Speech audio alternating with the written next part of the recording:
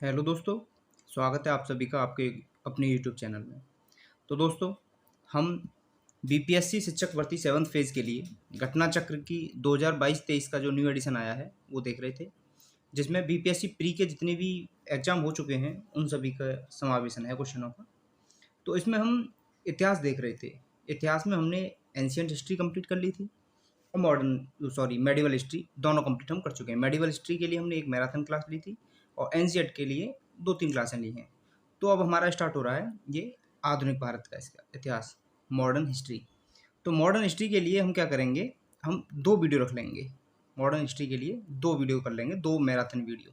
डेढ़-डेढ़ घंटे की या 1 घंटे, सवा घंटे करके 2 वीडियो रख लेंगे, जिसमें हमारी पूरी मॉडर्न हिस्ट्री कवर हो जाएगी अच्छे तरीके से, जो कि आपका पेपर में एक भी क्वेश्चन नहीं छूटेगा। पेपर में आपका डिक्टो क्वेश्चन यहाँ से आपको मिल जाएगा। तो दोस्तों, घटना चक्र की जो सीरीज आई है उसे हम देख रहे हैं। अगर दोस्तों आप चैनल पर नए हो तो चैनल को सब्सक्राइब कर लो। चैनल पर नए हो तो चैनल को सब्सक्राइब कर लो। सब्सक्राइब करने से होगा ये कि मुझे थोड़ा मोटिवेशन मिलता रहेगा और मैं आपके लिए अच्छी अच्छी वीडियो बनाता रहूँगा, जो आपके लिए बहुत लाभदायक होंगी और बहुत ज़रूरी भी हैं। आपके पेपर में यहाँ से क्वेश्चन ऐसे उठ के आएंगे जब आप बताओगे कि हाँ, कि भाई आपने सही बोला था, पेपर में क्वेश्चन उठ के आ रहे हैं यहाँ से। तो दोस्तों, अगर आप चैनल पर नए हो, चैनल को सब्सक्राइब कर लो और वीडियो को ज़्यादा से ज़्यादा शेयर करो। शेयर करने से दूसरे लोगों को भी और फ़ायदा होगा। आपके जो दोस्त हैं, आपके भाई हैं, बहन हैं, उनको ज़्यादा से ज़्यादा फ़ायदा हो सके। इसलिए वीडियो को दोस्तों, भाइयों, ग्रुप जितने भी आपके व्हाट्सएप ग्रुप हैं, फेसबुक ग्रुप हैं, उनमें ज़्यादा से ज़्यादा शेयर करो। ठीक है दोस्तों, स्टार्ट करते हैं आज की क्लास को हम। आधुनिक भारत का इतिहास, ये हमारी पहली क्लास है आधुनिक भारत के इतिहास की। आधुनिक भारत का जो इतिहास है हमारा, हम वो 2 वीडियो में कंप्लीट कर लेंगे। 2 वीडियो करेंगे, आधुनिक भारत के इतिहास के सभी क्वेश्चन यहाँ पे हम कंप्लीट कर लेंगे। ठीक है दोस्तों, तो स्टार्ट करते हैं। आज का पहला क्वेश्चन हमारा, पहला क्वेश्चन है पुर्तगाली उपनिवेश का प्रथम वायसराय भारत में कौन हुआ? पुर्तगाली उपनिवेश का प्रथम वायसराय भारत में कौन हुआ? Option A Dias, option B Vasco da Gama, option C Almeida या ऑप्शन डी अल्बुकर्क। तो इसका करेक्ट आंसर हो जाएगा ऑप्शन सी। अल्मीडा जो था, पुर्तगाली उपनिवेश का प्रथम वायसराय हुआ था भारत में। एक्सप्लेनेशन देखते हैं। भारत में प्रथम पुर्तगाली वायसराय के रूप में फ्रांसिस्को डी अल्मीडा का आगमन हुआ, यानी इसका शॉर्ट में रूप में दे रखा है। इसका पूर्ण नाम है फ्रांसिस्को डी अल्मीडा। 1505 से 1509 में वो 1505 ईस्वी में भारत पहुंचा। 1509 ईस्वी में अल्मीडा ने टर्की, गुजरात तथा मिस्र की संयुक्त सेना को पराजित कर द्वीप पर अधिकार कर लिया। द्वीप पर कब्जा के बाद पुर्तगाली हिंद महासागर में सबसे अधिक शक्तिशाली हो गए। उसने अंजदीव में किला बनवाया और पुर्तगालियों के हित में कोचीन की राजगद्दी के उत्तराधिकार की समस्या का समाधान किया। अगला क्वेश्चन देखते हैं। अगला क्वेश्चन है हमारा क्वेश्चन नंबर 2। बंगाल की खाड़ी में समुद्री डकैती हेतु हुगली का उपयोग कौन करता था? ऑप्शन ए डच करते थे, ऑप्शन बी फ्रांसीसी या ऑप्शन सी पुर्तगाली या ऑप्शन डी अंग्रेज या ऑप्शन ई इनमें से कोई नहीं। वहां आपको ऐसे ही 5 क्वेश्चन देखने के लिए मिलेंगे। जैसे जो क्वेश्चन, जो परफॉर्मा है क्वेश्चन का, यही सेम आपको वहां पे वही मिलेगा बीपीएससी टीचिंग एग्जाम में। तो दोस्तों, वीडियो को बड़े ध्यान से देखना, एंड तक देखना। तो इसका करेक्ट आंसर हो जाएगा ऑप्शन सी, पुर्तगाली। बंगाल की खाड़ी में समुद्री डकैती हेतु हुगली का उपयोग कौन करते थे? वो पुर्तगाली थे, पुर्तगाली किया करते थे। पुर्तगाली द्वारा हुगली को बंगाल की खाड़ी में समुद्री लूटपाट के लिए अड्डे के रूप में इस्तेमाल किया जाता था। अगला क्वेश्चन, क्वेश्चन नंबर 3। निम्नलिखित अंग्रेजों में किसे जहांगीर ने खान की उपाधि से सम्मानित किया था? Option A Hawkins, option B Sir Thomas Roe, option C Edward Terry या ऑप्शन डी इनमें से कोई नहीं। तो इसका करेक्ट आंसर हो जाएगा ऑप्शन ए हॉकिंस। हॉकिंस ने जहांगीर को खान की उपाधि से, जहांगीर ने खान की उपाधि से सम्मानित किया था हॉकिंस को। ठीक है, जहांगीर ने हॉकिंस को खान की उपाधि से सम्मानित किया था। हॉकिंस ईस्ट इंडिया कंपनी का एक कर्मचारी तथा व्यापारी था। वह बादशाह जहांगीर के नाम इंग्लैंड के राजा जेम्स प्रथम का पत्र लेकर 1608 में सूरत पहुंचा। अप्रैल 1608 में वह आगरा में मुगल सम्राट जहांगीर से भेंट की। जहांगीर ने हॉकिंस को 400 का मनसब तथा फिरंगी खां अथवा इंग्लिश खान की उपाधि दी। Next question, question number 4। Bharat में 1612 ईस्वी में अंग्रेजों ने अपनी पहली फैक्ट्री कहाँ स्थापित की थी? Option A Goa, option B Bengal में हुगली, ऑप्शन सी आरकोट या ऑप्शन डी सूरत। तो इसका करेक्ट आंसर हो जाएगा ऑप्शन डी, सूरत। कैप्टन विलियम हॉकिंस सूरत से मुगल दरबार 1608 में पहुंचा, किंतु सूरत में फैक्ट्री की स्थापना की अनुमति पाने में सफल नहीं हो सका। कैप्टन हॉकिंस जो था 1611 में पुर्तगालियों के विरोध के बावजूद कैप्टन मिल्टन सूरत के समीप स्वाली पहुंचा और मुगल गवर्नर से वहां व्यापार करने की अनुमति पाने में सफल हो गया। कैप्टन बेस्ट द्वारा सूरत के बंदरगाह की विजय ने पुर्तगाली एकाधिकार की निरंतरता को भंग किया।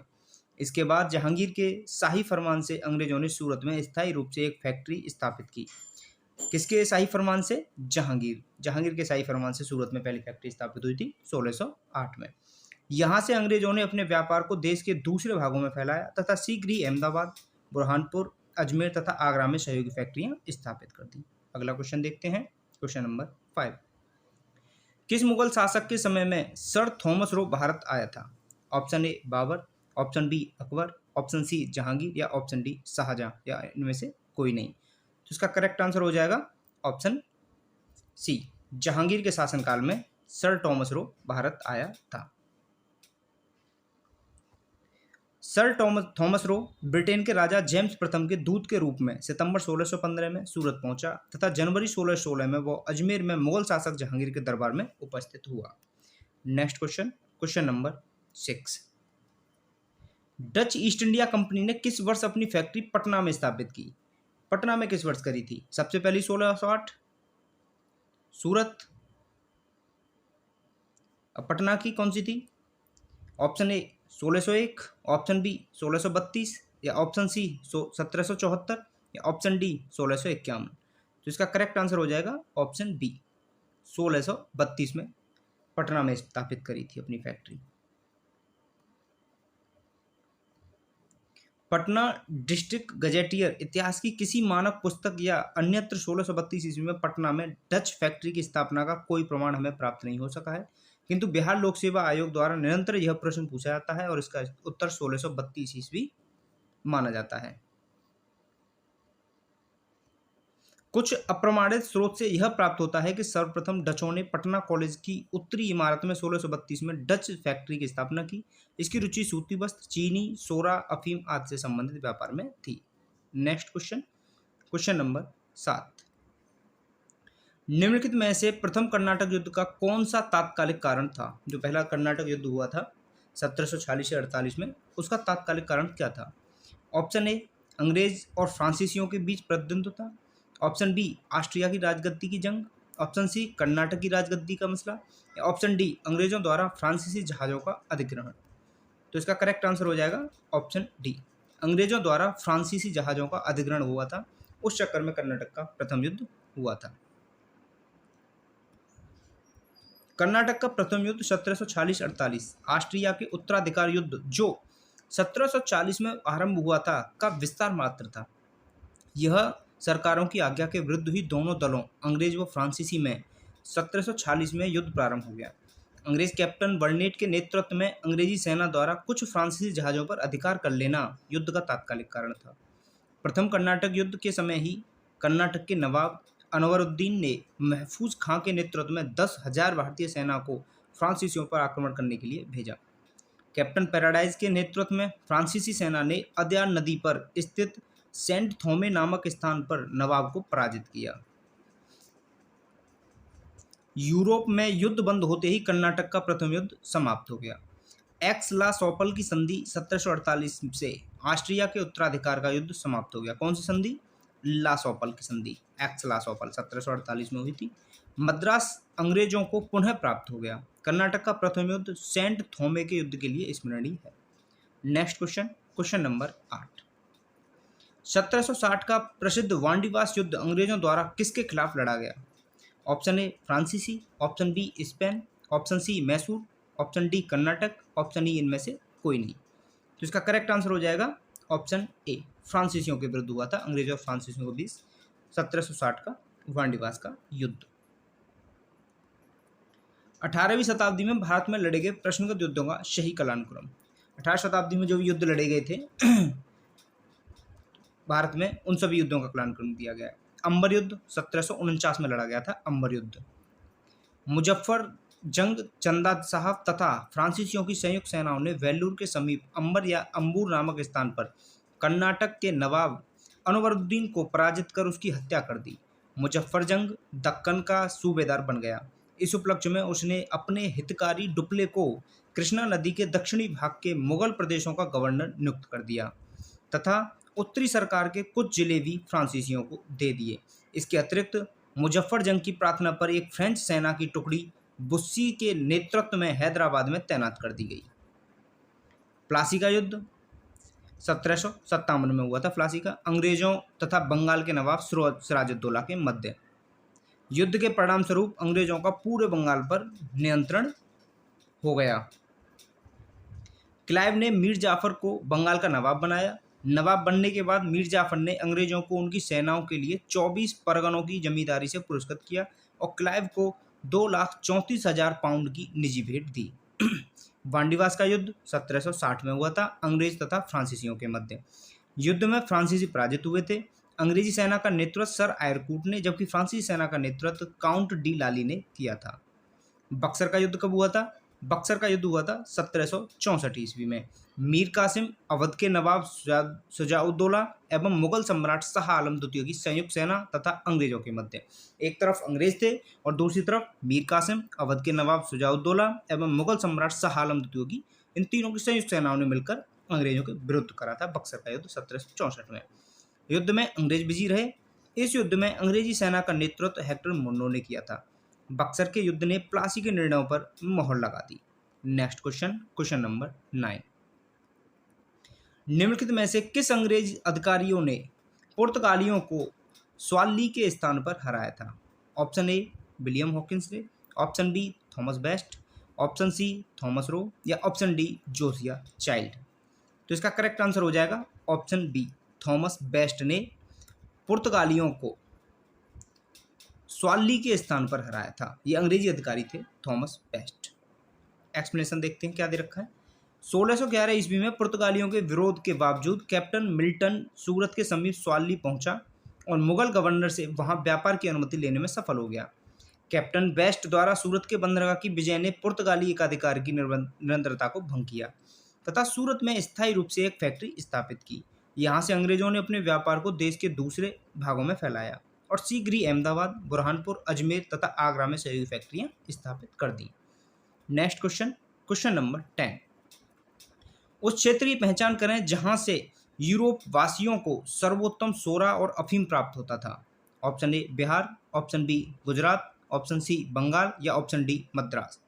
करेक्ट आंसर हो जाएगा इसका ऑप्शन ए बिहार। बिहार से सबसे ज़्यादा सोरा अफीम प्राप्त होता था यूरोप वासियों को। Next question number 11। अंग्रेजी शासनकाल में भारत का कौन सा क्षेत्र अफीम उत्पादन हेतु प्रसिद्ध था? अभी देखा है हमने बिहार। बिहार से सबसे ज़्यादा अफीम और सोरा प्राप्त होता था। Next question number 12। इलाहाबाद की संधि के बाद रॉबर्ट क्लाइव ने मुर्शिदाबाद का उप दीवान किसे बनाया था? Option A Mohammad Raza Khan, option B Sitab Rai या ऑप्शन सी रायदुल्लभ या ऑप्शन डी सैयद गुलाम हसैन। तो इसका करेक्ट आंसर है ऑप्शन ए। ऑप्शन ए है करेक्ट आंसर, मोहम्मद रजा खान। इलाहाबाद की संधि के बाद रॉबर्ट क्लाइव ने मुर्शिदाबाद का उपदीवान मोहम्मद रजा खान को बनाया था। एक्सप्लेनेशन देखते हैं। एक्सप्लेनेशन क्या दे रखा है। इलाहाबाद की दूसरी संधि अगस्त 1765 के अनुसार भगौड़े सम्राट शाह आलम को अंग्रेजी संरक्षण में ले लिया गया तथा उसे इलाहाबाद में रखा गया। शाह आलम ने अपने 12 अगस्त के फरमान द्वारा कंपनी को बंगाल, बिहार, उड़ीसा की दीवानी स्थायी रूप से दे दी, जिसके बदले कंपनी सम्राट को 26 लाख रुपया देगी तथा निजामत के व्यय के लिए 53 लाख रुपया देगी।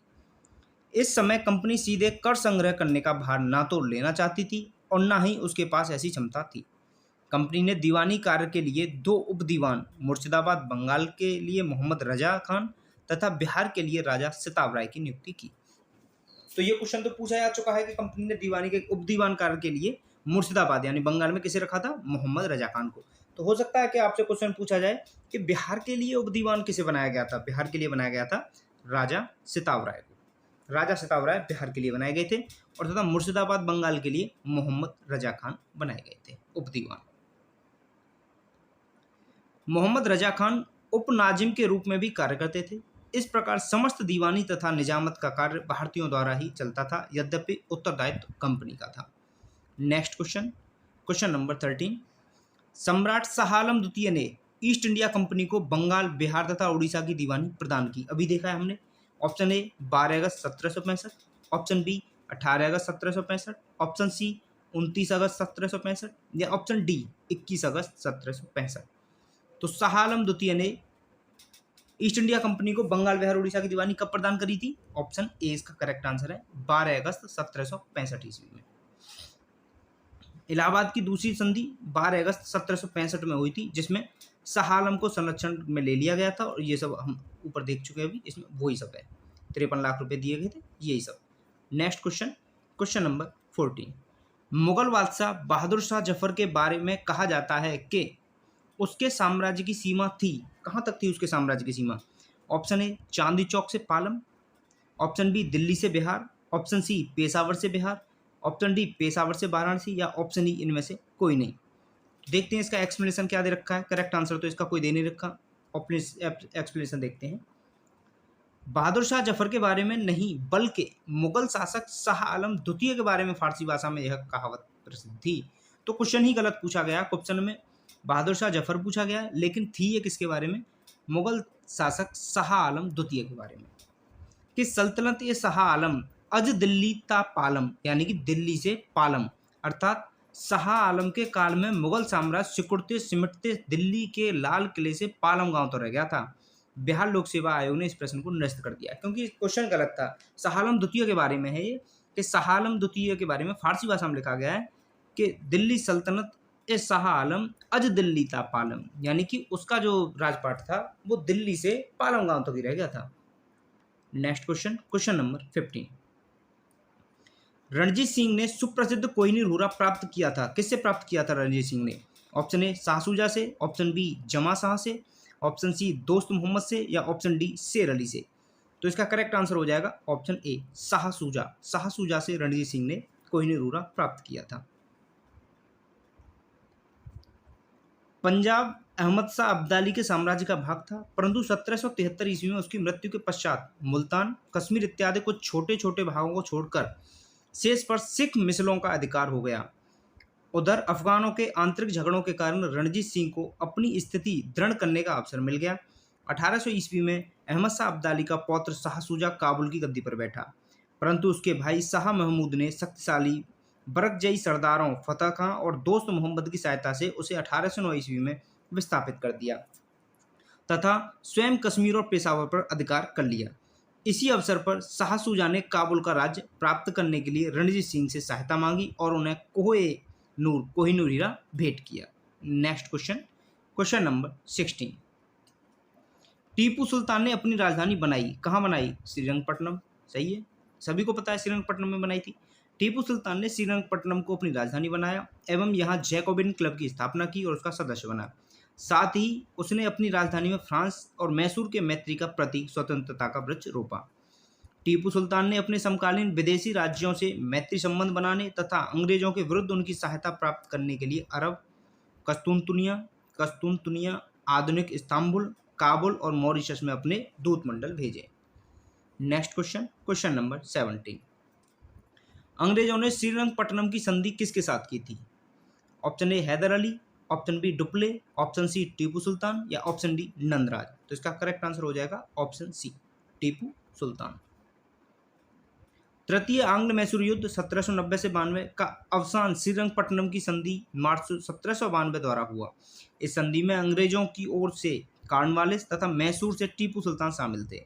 इसके अनुसार टीपू को अपने देश का लगभग 1/2 भाग अंग्रेजों तथा उनके साथियों को देना पड़ा। साथ ही युद्ध के हट जाने के रूप में, आगे देखते हैं कहाँ है, युद्ध के हट जाने के रूप में टीपू को 3 करोड़ रुपए अंग्रेजों को देना था। श्रीरंगपट्टनम की संधि में यह शामिल था कि जब टीपू 3 करोड़ रुपए नहीं देंगे तब तक उसके 2 पुत्र अंग्रेजों के कब्जे में रहेंगे। कॉर्नवालिस ने इस संधि के बाद यह टिप्पणी की थी, हमने अपने शत्रु को प्रभावशाली ढंग से पंगु बना दिया था तथा साथियों को भी शक्तिशाली नहीं बनने दिया। किसने कहा था ये? ये कहा था कॉर्नवालिस ने। नेक्स्ट क्वेश्चन, क्वेश्चन नंबर 18, ठगों का उन्मूलन किसके नेतृत्व में किया गया? Option A Lord Clive, option B captain Sleeman, option C Lord Minto, option D Alexander Vance या ऑप्शन ई इनमें से कोई नहीं। तो इसका करेक्ट आंसर हो जाएगा ऑप्शन बी, कैप्टन स्लीमैन ने ठगों का उन्मूलन किया था, कैप्टन स्लीमैन के नेतृत्व में। ठगों में हिंदू और मुसलमान दोनों धर्मों के अनुयायी सम्मिलित थे, परंतु वास्तव में ये लोग काली, दुर्गा अथवा भवानी की पूजा करते थे तथा प्राय अपने शिकार का सिर काट देवी के चरणों में बलि के रूप में चढ़ाते थे। उन्हें विश्वास था कि उनका यह धंधा विधि का विधान है तथा उनके शरीर की मृत्यु उनके भाग्य में उसी प्रकार लिखी होती थी। सती प्रथा के प्रश्न पर तो कुछ मतभेद था, किंतु ठगी के विषय में समस्त जनता ने सरकार का समर्थन किया। लॉर्ड विलियम बेंटिंग ने कैप्टन स्लीमैन को ठगी के विरुद्ध कार्रवाई करने के लिए नियुक्त किया। उसने लगभग 1500 ठगों को बंदी बना लिया, अनेक ठगों को फांसी दी गई, शेष को आजीवन निर्वासित कर दिया गया। 1837 ईस्वी के पश्चात संगठित रूप से ठगों का अंत हो गया। कब हुआ? 1837 स्लीमैन के द्वारा। क्वेश्चन नंबर 19 देखते हैं, बंगाल में द्विशासन प्रणाली किसके द्वारा लागू की गई? Option A Warren Hasting, option B William Bentinck, option C Robert Clive या ऑप्शन डी लॉर्ड कर्जन या ऑप्शन ई इनमें से कोई नहीं। तो इसका करेक्ट आंसर हो जाएगा option C, Robert Clive. Robert Clive ने द्विशासन प्रणाली लागू की। द्वैत शासन की शुरुआत बंगाल में रॉबर्ट क्लाइव के समय में 1765 ईस्वी में हुई थी। वॉरेन हेस्टिंग के कार्यकाल में 1772 में कोर्ट ऑफ डायरेक्टर्स ने दोहरी शासन प्रणाली को समाप्त करने का निर्णय लिया था। यानी वॉरेन हेस्टिंग ने तो समाप्त करने का निर्णय लिया था 1772 में, लेकिन रॉबर्ट क्लाइव ने दोबारा से 1765 में शुरुआत किया था। कलकत्ता परिषद एवं उसके प्रधान को आज्ञा दी कि वे स्वयं दीवान बने और बंगाल, बिहार तथा उड़ीसा के प्रबंध को अपने हाथ में ले लें। वॉरेन हेस्टिंग ने दोनों उप दीवानों मोहम्मद रजा खां और राजा सिताब राय को पदच्युत कर दिया। नेक्स्ट क्वेश्चन, क्वेश्चन नंबर 20, द्वैत शासन का जनक किसे माना जाता है? Option A Lord Clive, option B Hector Munro, option C Macaulay या option D sir Lionel Curtis. तो इसका करेक्ट आंसर हो जाएगा option D, sir Lionel Curtis को द्वैत शासन का जनक माना जाता है। रॉबर्ट क्लाइव ने तो बाद में स्टार्ट करी थी, वॉरेन हेस्टिंग के समाप्त करने के बाद में। Next question, question number 21, Bharat में प्रथम रेलवे लाइन किस ब्रिटिश गवर्नर के समय बिछाई गई थी? तो सभी को पता है लॉर्ड डलहौजी। लॉर्ड डलहौजी ने प्रथम रेलवे लाइन बिछाई थी 1853 बम्बई में से थाने के बीच। 1854 में कलकत्ता से रानीगंज के बीच दूसरी लाइन बिछाई थी। तो पूछ सकता है दूसरी लाइन कब बिछाई थी? 1854 में कलकत्ता से रानीगंज के बीच। Next question, question number 22, Munger का बरहियाताल विरोध का उद्देश्य क्या था? ऑप्शन ए बकास्त भूमि की वापसी की मांग, ऑप्शन बी मुस्लिम किसानों का शोषण बंद हो, ऑप्शन सी जमींदारी प्रथा की समाप्ति या ऑप्शन डी वर्ग युद्ध की शुरुआत करना। तो इसका करेक्ट आंसर हो जाएगा ऑप्शन ए, बकास्त भूमि की वापसी की मांग थी मुंगेर का बरहियाताल विरोध का उद्देश्य। मुंगेर के बरहियाताल विरोध का उद्देश्य बकास्त भूमि की वापसी की मांग था। यह आंदोलन वर्ष 1936-38 में कार्यानंद शर्मा के नेतृत्व में चलाया गया था। कब हुआ था? 1936-38 में।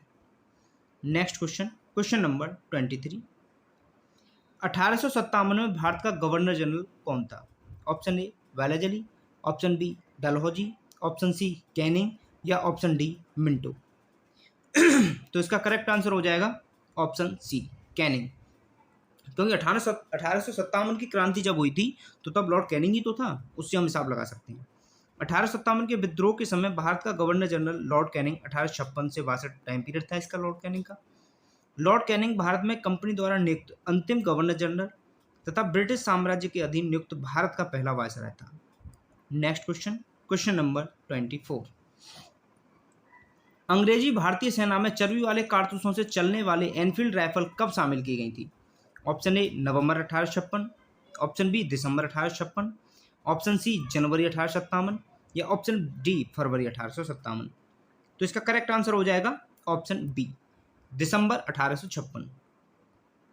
दिसंबर 1856 में सरकार ने पुराने लोहे वाली बंदूक ब्राउन बेस के स्थान पर नवीन एनफील्ड राइफल्स यानी कि न्यू इनफील्ड राइफल्स शामिल की थी ब्राउन बेस के स्थान पर दिसंबर 1856 में का प्रयोग निश्चय किया। इन राइफल्स में दमदम, अंबाला और सियालकोट में बने चर्बी युक्त कारतूसों का प्रयोग किया जाना था। कहाँ बने थे वो कारतूस? दमदम, अंबाला और सियालकोट में, जिसमें गाय सुअर की चर्बी लगी होती थी, जिसमें गाय और सुअर की चर्बी लगी होती थी। इस नई राइफल में कारतूस के ऊपर के भाग को मुंह से काटना पड़ता था। जनवरी 1857 में बंगाल सेवा में यह अफवाह फैल गई कि चर्बी वाले कारतूस में गाय और सुअर की चर्बी है। सैनिक अधिकारियों ने इस अफवाह की जांच किए बिना तुरंत इसका खंडन कर दिया, किंतु सैनिकों को विश्वास हो गया कि चर्बी वाले कारतूसों का प्रयोग उनके धर्म को भ्रष्ट करने का एक निश्चित प्रयत्न है, और यही कारतूस 1857 के विद्रोह का तात्कालिक कारण बना। Next question, question number 25। 1857 के विद्रोह का नेतृत्व बिहार में किसने किया? बिहार में सभी ने पढ़ा है, कुंवर सिंह ने करा था। 1857 में जगदीशपुर में विद्रोह की अगुवाई करने वाले कुंवर सिंह बिहार के आरा जिले से संबंधित थे। जब उन्होंने अंग्रेजों के विरुद्ध विद्रोह का झंडा बुलंद किया, प्रकृति ने उन्हें अदम्य शौर्य, वीरता और सेना नायक के आदर्श गुणों से मंडित भी किया था। इसी कारण उन्हें सही रूप में विद्रोह के दौरान बिहार का सिंह माना जाता है। उन्होंने शाहाबाद जिले में अंग्रेजों की सत्ता का तख्ता पलट दिया और अपनी सरकार स्थापित की। वह कानपुर पर संयुक्त आक्रमण के लिए नाना साहब की मदद हेतु कालपी की ओर आगे बढ़ी। वह विद्रोह की मसाल को रोहतास, मिर्जापुर, रीवा, बांदा और लखनऊ तक ले गई, जहां उनका अत्यंत सम्मानपूर्वक स्वागत किया गया। अपनी अंतिम सफलता के रूप में उन्होंने अपने गृहनगर जगदीशपुर के निकट अंग्रेजों को बुरी तरह पराजित किया। इसी युद्ध के दौरान कुंवर सिंह बुरी तरह घायल हो गए और 26 अप्रैल 1858 को उनकी मृत्यु हो गई। उनकी मृत्यु के बाद उनके भाई अमर सिंह ने दिसंबर 1858 तक अंग्रेजों के विरुद्ध संघर्ष जारी रखा। Next question 26। बिहार में 1857 के विद्रोह का नेतृत्व किसने किया था? अभी देखा, Kunwar Singh. Option C correct answer है। जगदीशपुर के किस व्यक्ति ने 1857 के विप्लव में क्रांतिकारियों का नेतृत्व किया था? Kunwar Singh. Option A correct answer. Next question देखते हैं, क्वेश्चन 28। कुंवर सिंह राजा थे कहाँ के? जगदीशपुर के थे, पीछे देख चुके हैं। ऑप्शन सी करेक्ट आंसर है। Next question, question number 29। ईसा 1857 के विद्रोह के एक नेता कुंवर सिंह किस स्थान से संबंधित थे? जगदीशपुर, बिहार से संबंधित थे। ऑप्शन बी करेक्ट आंसर है। देख रहे हो एक ही क्वेश्चन किस तरीके से घुमा घुमा के पूछ रखा है। कुंवर सिंह अंग्रेजों के खिलाफ 1857 के विद्रोह में किस जगह शामिल हुए? तो इसमें ऑप्शन दे रखे हैं बिहार के। Option A Arrah, option B Patna, option C Bettiah या ऑप्शन डी वाराणसी। तो इसका करेक्ट आंसर है ऑप्शन ए आरा। आरा बिहार से शामिल हुए थे। 25 जुलाई 1857 को दानापुर में सैनिकों की 3 रेजिमेंटों ने विद्रोह कर दिया। कब किया? 25 जुलाई 1857 को दानापुर में। 26 जुलाई को ये सैनिक आरा पहुंचे। यहां कुंवर सिंह ने इनका नेतृत्व स्वीकार किया। नेक्स्ट क्वेश्चन देखते हैं, क्वेश्चन नंबर 31। इनमें से किसने 1857 के विद्रोह में सक्रिय भाग लिया था? सक्रिय भाग किसने लिया था? ऑप्शन ए Nana Saheb Kanpur, option B Begum Hazrat Mahal Lucknow, option C मौलवी अहमदुल्ला फैजाबाद या ऑप्शन डी बेगम जीनत महल दिल्ली या ऑप्शन ई उपयुक्त में से कोई नहीं, उपयुक्त में से एक से अधिक। तो इसका करेक्ट आंसर हो जाएगा ई, उपयुक्त में से एक से अधिक। इस तरीके के क्वेश्चन आएंगे आपसे। आपको ये भी देखना है कि इसमें दोनों दे रखे हैं, उपयुक्त में से कोई भी नहीं और उपयुक्त में से एक से अधिक। तो एक से अधिक वाला ठीक है, तो भी हम ए ही ई ही ऑप्शन लगाएंगे। ठीक है दोस्तों, ऑप्शन पे भी बहुत ध्यान रखना है आपको। ईस्ट इंडिया कंपनी के राजनीतिक, आर्थिक, सामाजिक तथा धार्मिक कारणों के फलस्वरूप 1857 का विद्रोह प्रारंभ हुआ। लखनऊ में इस विद्रोह का प्रारंभ जून 1857 में हुआ। यहाँ पर इस विद्रोह का नेतृत्व बेगम हजरत महल ने, लखनऊ से बेगम हजरत महल थी।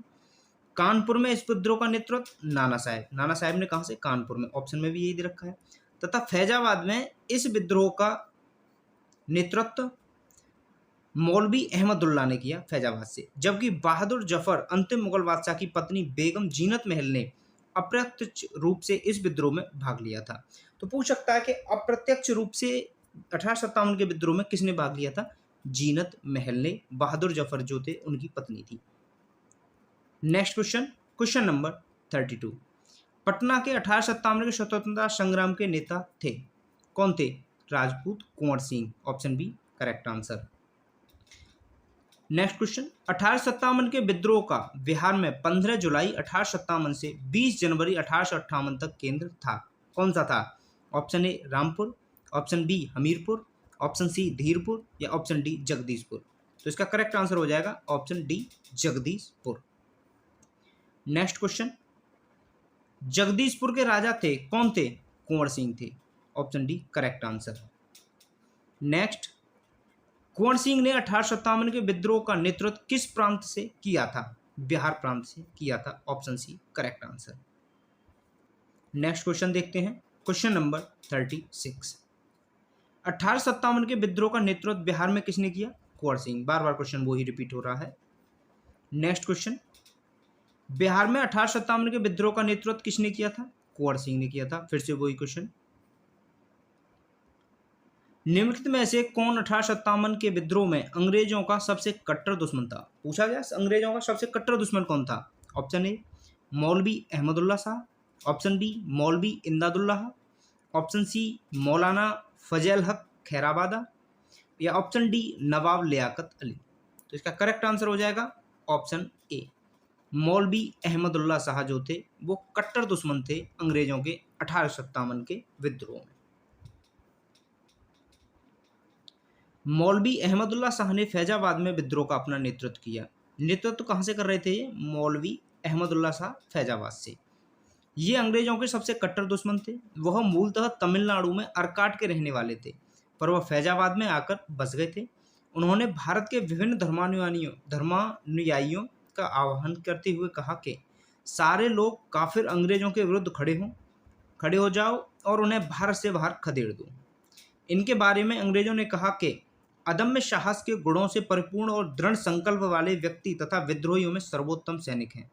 इनकी गिरफ्तारी के लिए ब्रिटिश सरकार ने 50,000 रुपये का इनाम रखा था। Next question, question number 39। 1857 के विद्रोह को किस उर्दू कवि ने देखा था?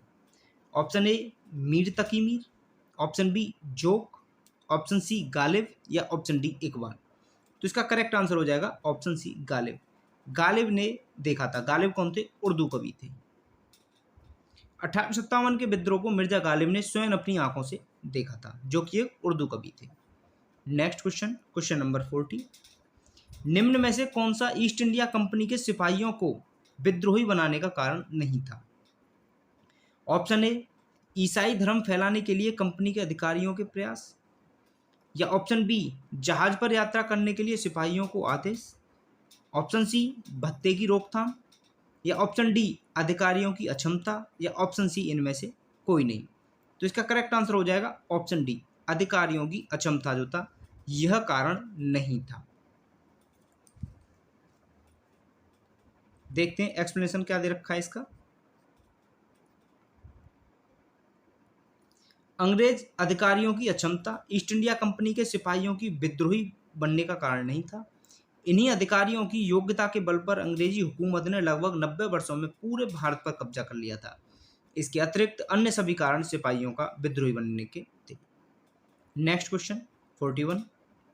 निम्नलिखित वर्गों में किसने 1857 के विद्रोह में भाग नहीं लिया? ऑप्शन 1 है खेतिहर मजदूर, दूसरा ऑप्शन है साहूकार, ऑप्शन तीसरा कृषक, ऑप्शन 4 जमींदार। तो इसका करेक्ट आंसर हो जाएगा ऑप्शन डी, जिसमें दूसरा और चौथा दे रखा है। जमींदार और साहूकारों ने भाग नहीं लिया था, जो कि अंग्रेजों के साथ थे। 1857 का विद्रोह बहुत बड़े क्षेत्र में फैला हुआ था और इसे जनता का व्यापक समर्थन प्राप्त था। फिर भी पूरे देश को या भारतीय समाज के सभी अंगों तथा वर्गों को अपनी लपेट में नहीं ले सका। यह दक्षिणी भारत तथा पूर्वी और पश्चिमी भारत के अधिकांश भागों में नहीं फैल सका। भारतीय रजवाड़ों के अधिकांश शासक तथा बड़े जमींदार पक्के स्वार्थी तथा अंग्रेजों की शक्ति से भयभीत थे और वे विद्रोह में शामिल नहीं हुए।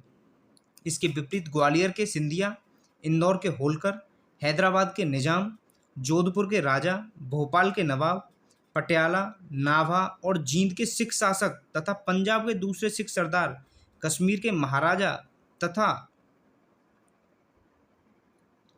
दूसरे अनेक सरदारों और बड़े जमींदारों ने विद्रोह को कुचलने में अंग्रेजों की सक्रियता से सहायता की। किस किस ने सहायता करी थी? भारतीय रजवाड़ों के अधिकांश शासक, बड़े जमींदार पक्के स्वार्थी थे, तो इसमें ग्वालियर के सिंधिया जो थे उन्होंने अंग्रेजों का साथ दिया, इंदौर के होलकरों ने अंग्रेजों का साथ दिया, हैदराबाद के निजाम ने अंग्रेजों का साथ दिया, जोधपुर के राजा ने अंग्रेजों का साथ दिया, भोपाल के नवाब ने अंग्रेजों का साथ दिया, पटियाला वालों ने अंग्रेजों का साथ दिया, नाभा ने भी अंग्रेजों का साथ दिया, जींद के सिख शासकों ने अंग्रेजों का साथ दिया, पंजाब के दूसरे सिख सरदार जो थे उन्होंने भी अंग्रेजों का साथ दिया, और कश्मीर के महाराजा जो थे उन्होंने भी अंग्रेजों का साथ दिया, तथा बड़े बड़े जमींदार जो थे इन्होंने विद्रोह को कुचलने में काम करा था, अंग्रेजों का साथ दिया था। तो पूछ सकता है कि इसमें से किस किसने दिया था, आपको याद रखनी है। गवर्नर जनरल कैनिंग ने बाद में टिप्पणी की कि इन शासकों ने तूफान के आगे बांध की तरह काम किया, वरना यह तूफान एक ही लहर में हमें बहा ले जाता। व्यापारियों और शिक्षित वर्ग ने कलकत्ता और बंबई में सभाएं कर अंग्रेजों की सहायता के लिए प्रार्थना की। किसने? व्यापारियों और शिक्षित वर्ग ने। उच्च तथा वर्गवध्यों के उच्च तथा मध्य वर्गों के अधिकांश लोग विद्रोहियों के आलोचक थे। विद्रोह में शामिल अवध के बहुत से तालुकदारों, बड़े जमींदारों ने अंग्रेजों से यह आश्वासन पाकर के उनकी जागीरें वापस दे दी जाएंगी, विद्रोह से किनारा कर लिया। ग्रामीण जनता के हमलों का निशाना सूदखोर थे, इसलिए वे स्वाभाविक तौर पर विद्रोह के शत्रु हो गए थे।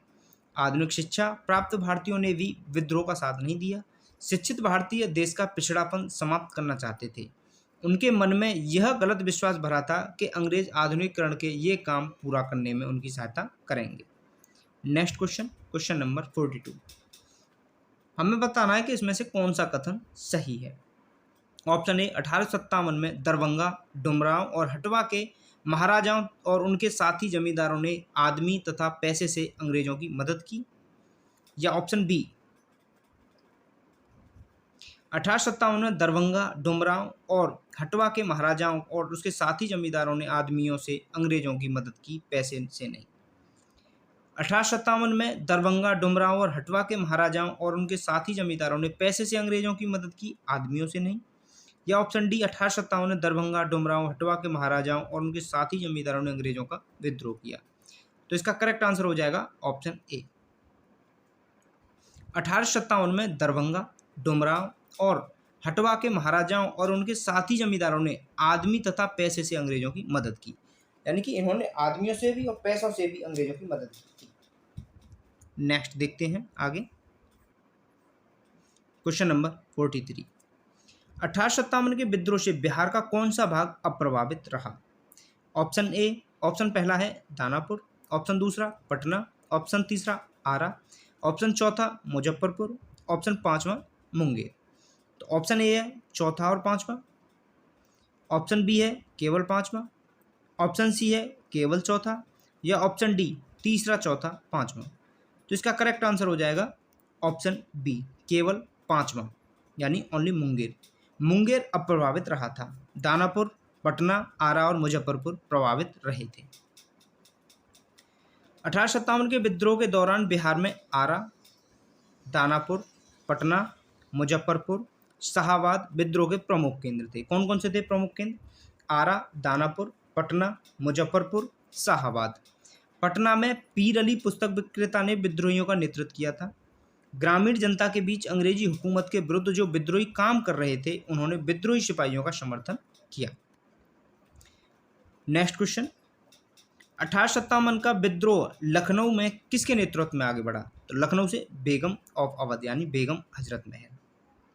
नेक्स्ट क्वेश्चन देखते हैं, एक्सप्लेनेशन देख लेते हैं इसका। लखनऊ अवध में विद्रोह का प्रारंभ 30 मई 1857 को हुआ। यहाँ विद्रोह का नेतृत्व बेगम हजरत महल ने किया और अपने अल्पवयस्क पुत्र विरजिस कादिर को नवाब घोषित किया। मार्च 1858 में कैंपवेल ने यहाँ के विद्रोह को समाप्त कर लखनऊ पर पुनः कब्जा कर लिया। किसने विद्रोह को दबाया? कैंपवेल ने लखनऊ का। जबकि बेगम हजरत महल ने आत्मसमर्पण करने से इनकार कर दिया और नेपाल चली गई। Next question 45। 1857 का विद्रोह मुख्यतः किस कारण से असफल रहा? ऑप्शन ए हिंदू मुस्लिम एकता की कमी, ऑप्शन बी किसी सामान्य योजना और केंद्रीय संगठन की कमी, ऑप्शन सी इसके प्रभाव का सीमित क्षेत्र, या ऑप्शन डी क्या कह रहा है, जमींदारों की सहभागिता। तो इसका करेक्ट आंसर हो जाएगा संगठन और किसी अच्छी योजना ना बना पाने के कारण, यानी किसी सामान्य योजना और केंद्रीय संगठन की कमी। ऑप्शन बी करेक्ट आंसर हो जाएगा इसका। 1857 के विद्रोह की असफलता का मुख्य कारण किसी सामान्य योजना एवं केंद्रीय संगठन की कमी थी। विद्रोहियों के नेताओं में कोई संगठन की भावना देखने में नहीं आई। 82 वर्षीय बहादुर शाह कमजोर था, उसके द्वारा विभिन्न सरदारों का आह्वान करना काफी नहीं था। साथ ही विद्रोहियों ने वीरता तो दिखाई और सरकार का विनाश करने पर वे तुले हुए भी प्रतीत होते थे, किंतु ऐसा करने के लिए उनके पास किसी सुनियोजित कार्यक्रम का पूर्ण अभाव था। उनमें अनुशासन की कमी भी थी। कभी कभी तो वे अनुशासित सेना के बजाय दंगाई भीड़ की तरह व्यवहार करते थे। विदेशी शासन के प्रति एक साझी घृणा को छोड़कर और कोई संबंध सूत्र नेताओं के बीच नहीं था। किसी क्षेत्र विशेष से विशेष सत्ता को उखाड़ फेंकने के बाद उन्हें पता भी नहीं होता था कि उसकी जगह किस प्रकार की राजनीतिक सत्ता संस्थाएं स्थापित की जाएं। उनके पास एक भविष्योन्मुख कार्यक्रम, सुसंगत विचारधारा, राजनीतिक परिप्रेक्ष्य या भावी समाज और अर्थव्यवस्था के प्रति एक स्पष्ट दृष्टिकोण का अभाव था। नेक्स्ट क्वेश्चन कथन और कारण वाला है। कथन दे रखा है 1857 में प्रथम स्वतंत्रता संग्राम ब्रिटिश सरकार से स्वतंत्रता प्राप्त करने में असफल रहा। कारण बहादुर शाह जफर के नेतृत्व को जन सहयोग नहीं मिला था और अधिकांश महत्वपूर्ण रियासतों के शासक उनका साथ देने में कतरा गए। तो इसका करेक्ट आंसर हो जाएगा ऑप्शन ए। इसका ऑप्शन ए करेक्ट आंसर है, यानी कि ए का भी सही है और इसका जो रीजन दे रखा है, कारण दे रखा है, वो भी ठीक है। 1857 के विद्रोह का स्वरूप मुख्यतः सामंतवादी था, जिसमें कुछ राष्ट्रवाद के तत्व विद्यमान थे। अवध तथा रोहेलखंड के तथा अन्य उत्तरी भारत के सामंतवादी तत्वों ने विद्रोह का नेतृत्व किया और दूसरी ओर अन्य सामंतवादी तत्वों यथा पटियाला, जींद, ग्वालियर व हैदराबाद के राजाओं ने इस विद्रोह का दमन करने में सहायता की। संकट के समय कैनिंग ने कहा था, यदि सिंधिया भी विद्रोह में शामिल हो जाएं तो मुझे कल ही बिस्तर गोल करना होगा। Next question 47। महारानी विक्टोरिया ने भारतीय प्रशासन को ब्रिटिश ताज के नियंत्रण में लेने की घोषणा कब की थी? ऑप्शन ए 1 नवंबर 1858, ऑप्शन बी 31 दिसंबर 1857, ऑप्शन सी 6 जनवरी 1958 या ऑप्शन डी 17 नवंबर 1859। तो इसका करेक्ट आंसर हो जाएगा ऑप्शन ए 1 नवंबर 1858।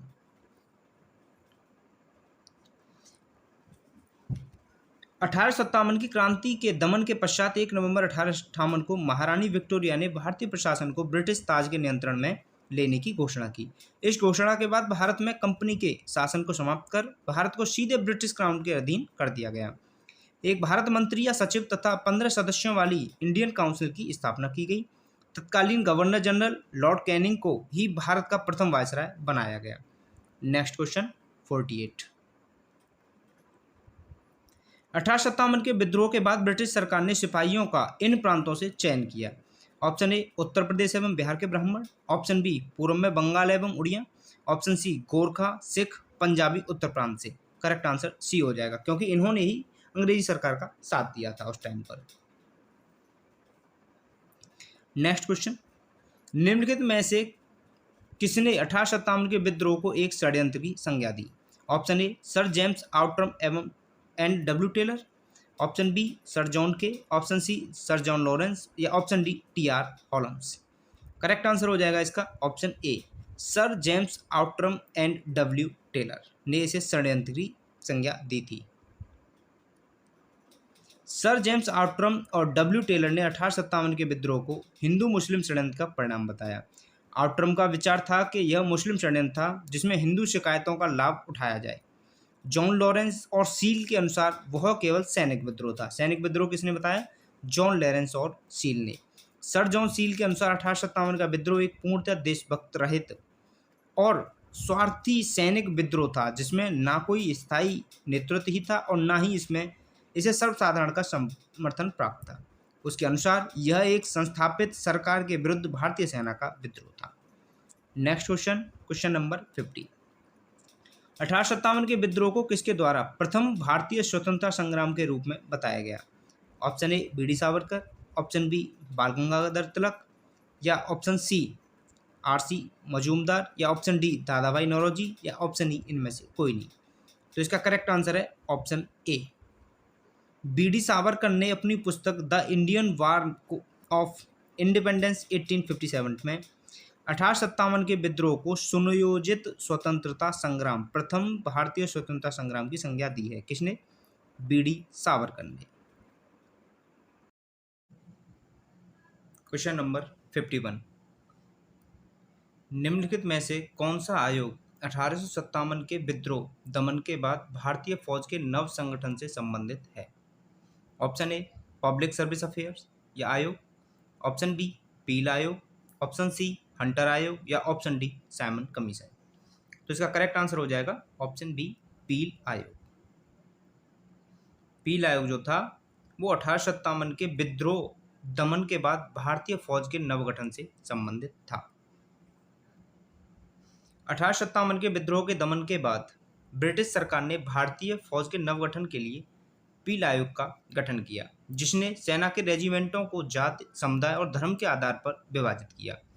यूरोपीय सैनिकों की संख्या जो 1857 से पूर्व 45,000 थी, अब 65,000 कर दी गई, तथा भारतीय सैनिकों की संख्या 2,38,000 से घटाकर 1,40,000 कर दी गई। बंगाल में यूरोपीय सैनिकों का भारतीय सैनिकों से 1:2 अनुपात रखा गया। कितना? 1:2। जबकि मद्रास तथा बंबई में यह अनुपात 1:3 रखा गया। Next question, question number 52। नील विद्रोह किसके बारे में था? ऑप्शन ए रैयत नील की खेती नहीं करना चाह रहे थे पर जबरदस्ती करवाई जा रही थी। ऑप्शन बी रैयत नील की खेती करना चाह रहे थे पर उन्हें जबरदस्ती रोका जा रहा था।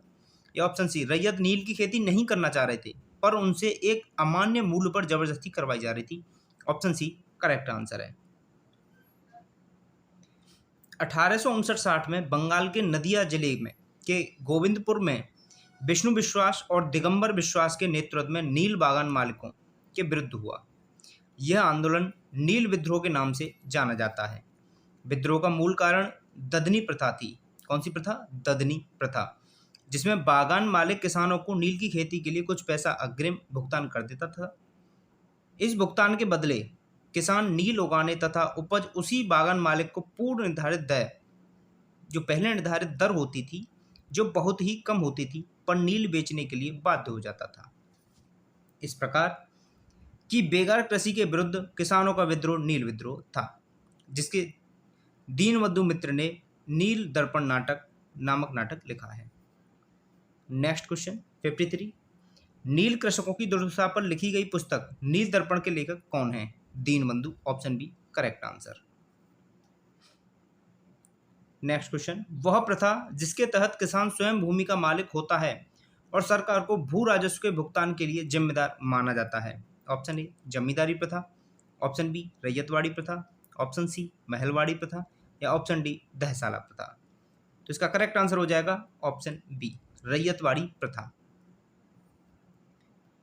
रैयतवाड़ी प्रथा के अंतर्गत किसान स्वयं भूमि का मालिक होता है और सरकार को भू राजस्व के भुगतान के लिए जिम्मेदार माना जाता है। अगला क्वेश्चन क्या है? पागल पंथ की स्थापना किसने की? पागल पंथ की स्थापना option A Bulle Shah, option B Karam Shah, option C Yaduvendra Singh, option D Swami Sahajanand. तो इसका करेक्ट आंसर हो जाएगा ऑप्शन बी करम शाह। करम शाह ने पागल पंथ की स्थापना की। पागल पंथ एक अर्ध धार्मिक संप्रदाय था जिसे उत्तरी बंगाल के करम शाह ने चलाया। कहाँ का था? उत्तरी बंगाल का था करम शाह, उसने चलाया। करम शाह का पुत्र तथा उत्तराधिकारी टीपू धार्मिक तथा राजनीतिक उद्देश्यों से प्रेरित था। उसने जमींदारों के द्वारा मुजारों पर किए गए अत्याचारों के विरुद्ध आंदोलन किया। 1825 में टीपू ने सैरपुर पर अधिकार कर तथा राजा बन बैठा। वह इतना शक्तिशाली हो गया कि स्वतंत्र सत्ता का प्रयोग करने लगा और प्रशासन को चलाने के लिए उसने एक न्यायाधीश, एक मजिस्ट्रेट और एक कलेक्टर नियुक्त किया। नेक्स्ट क्वेश्चन, फराजी कौन थे? ऑप्शन ए हाजी सैरतुल्लाह के अनुयायी, ऑप्शन बी दादू के अनुयायी, ऑप्शन सी आर्य समाज के अनुयायी, ऑप्शन डी मुस्लिम लीग के अनुयायी। तो करेक्ट आंसर हो जाएगा ऑप्शन ए, हाजी सरईतुल्लाह के अनुयायी थे फराजी। फराजी कौन थे? हाजी सरईतुल्लाह के अनुयायी। फराजी लोग बंगाल के फरीदपुर के हाजी सरईतुल्लाह द्वारा चलाए गए संप्रदाय के अनुयायी थे। ये लोग अनेक धार्मिक, सामाजिक, राजनीतिक आमूल परिवर्तनों का प्रतिपादन करते थे। शरीयतुल्लाह के पुत्र दादू मियाँ ने बंगाल से अंग्रेजों को निकालने के लिए योजना बनाई। यह विद्रोह 1838 से 1860 ईस्वी के दौरान चलता रहा। अंत में इस संप्रदाय के अनुयायी बहावी दल में सम्मिलित हो गए। Next question, question number 57। Faraizi आंदोलन की शुरुआत किसने की? Option A Haji Shariatullah, option B Syed Ahmad, option C Salimullah, option D MA Jinnah, या ऑप्शन ई उपयुक्त में से कोई नहीं या उपयुक्त में से एक से अधिक। तो इसका करेक्ट आंसर हो जाएगा ऑप्शन ए, हाजी सरईतुल्लाह फरेजी आंदोलन की शुरुआत की थी। नेक्स्ट क्वेश्चन, कूका आंदोलन किसने संगठित किया था? कूका आंदोलन, option A Guru Ramdas, option B Guru Nanak, option C Guru Ram Singh, option D गुरु गोविंद सिंह। तो इसका करेक्ट आंसर हो जाएगा ऑप्शन सी, गुरु राम सिंह ने संगठित किया था कूका आंदोलन। कूका आंदोलन वहावी आंदोलन से बहुत कुछ मिलता जुलता था। दोनों धार्मिक आंदोलन के रूप में आरंभ हुए, किंतु बाद में ये राजनीतिक आंदोलन के रूप में परिवर्तित हो गए, जिसका सामान्य उद्देश्य अंग्रेजों को देश से बाहर निकालना था।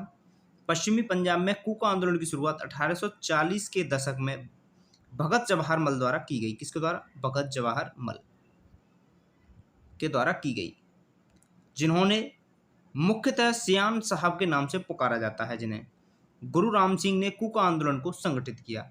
पूछे संगठित किसने किया? गुरु राम सिंह ने। और कूका आंदोलन को शुरुआत किसने किया था? भगत जवाहर मल ने। कब? 1840 में।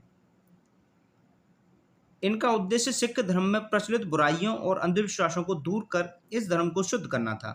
1872 ईस्वी में इस आंदोलन के एक नेता राम सिंह को रंगून निर्वासित कर दिया गया, जहां इनकी 1885 में मृत्यु हो गई। अगला क्वेश्चन, 1875 के दक्कन के दंगों का तात्कालिक कारण था। दक्कन के जो दंगे हुए थे 1875 में, उनका कारण क्या था? ऑप्शन ए अकाल की छाया, ऑप्शन बी महाजनों के द्वारा ऊंची ब्याज पर, ऑप्शन सी ऊंची भू राजस्व दर, ऑप्शन डी जबरदस्ती किए गए धार्मिक सुधार का विरोध, या ऑप्शन ई उपयुक्त में से कोई नहीं या उपयुक्त में से एक से अधिक। तो इसका करेक्ट आंसर हो जाएगा ऑप्शन बी, महाजनों के द्वारा ऊंची ब्याज पर।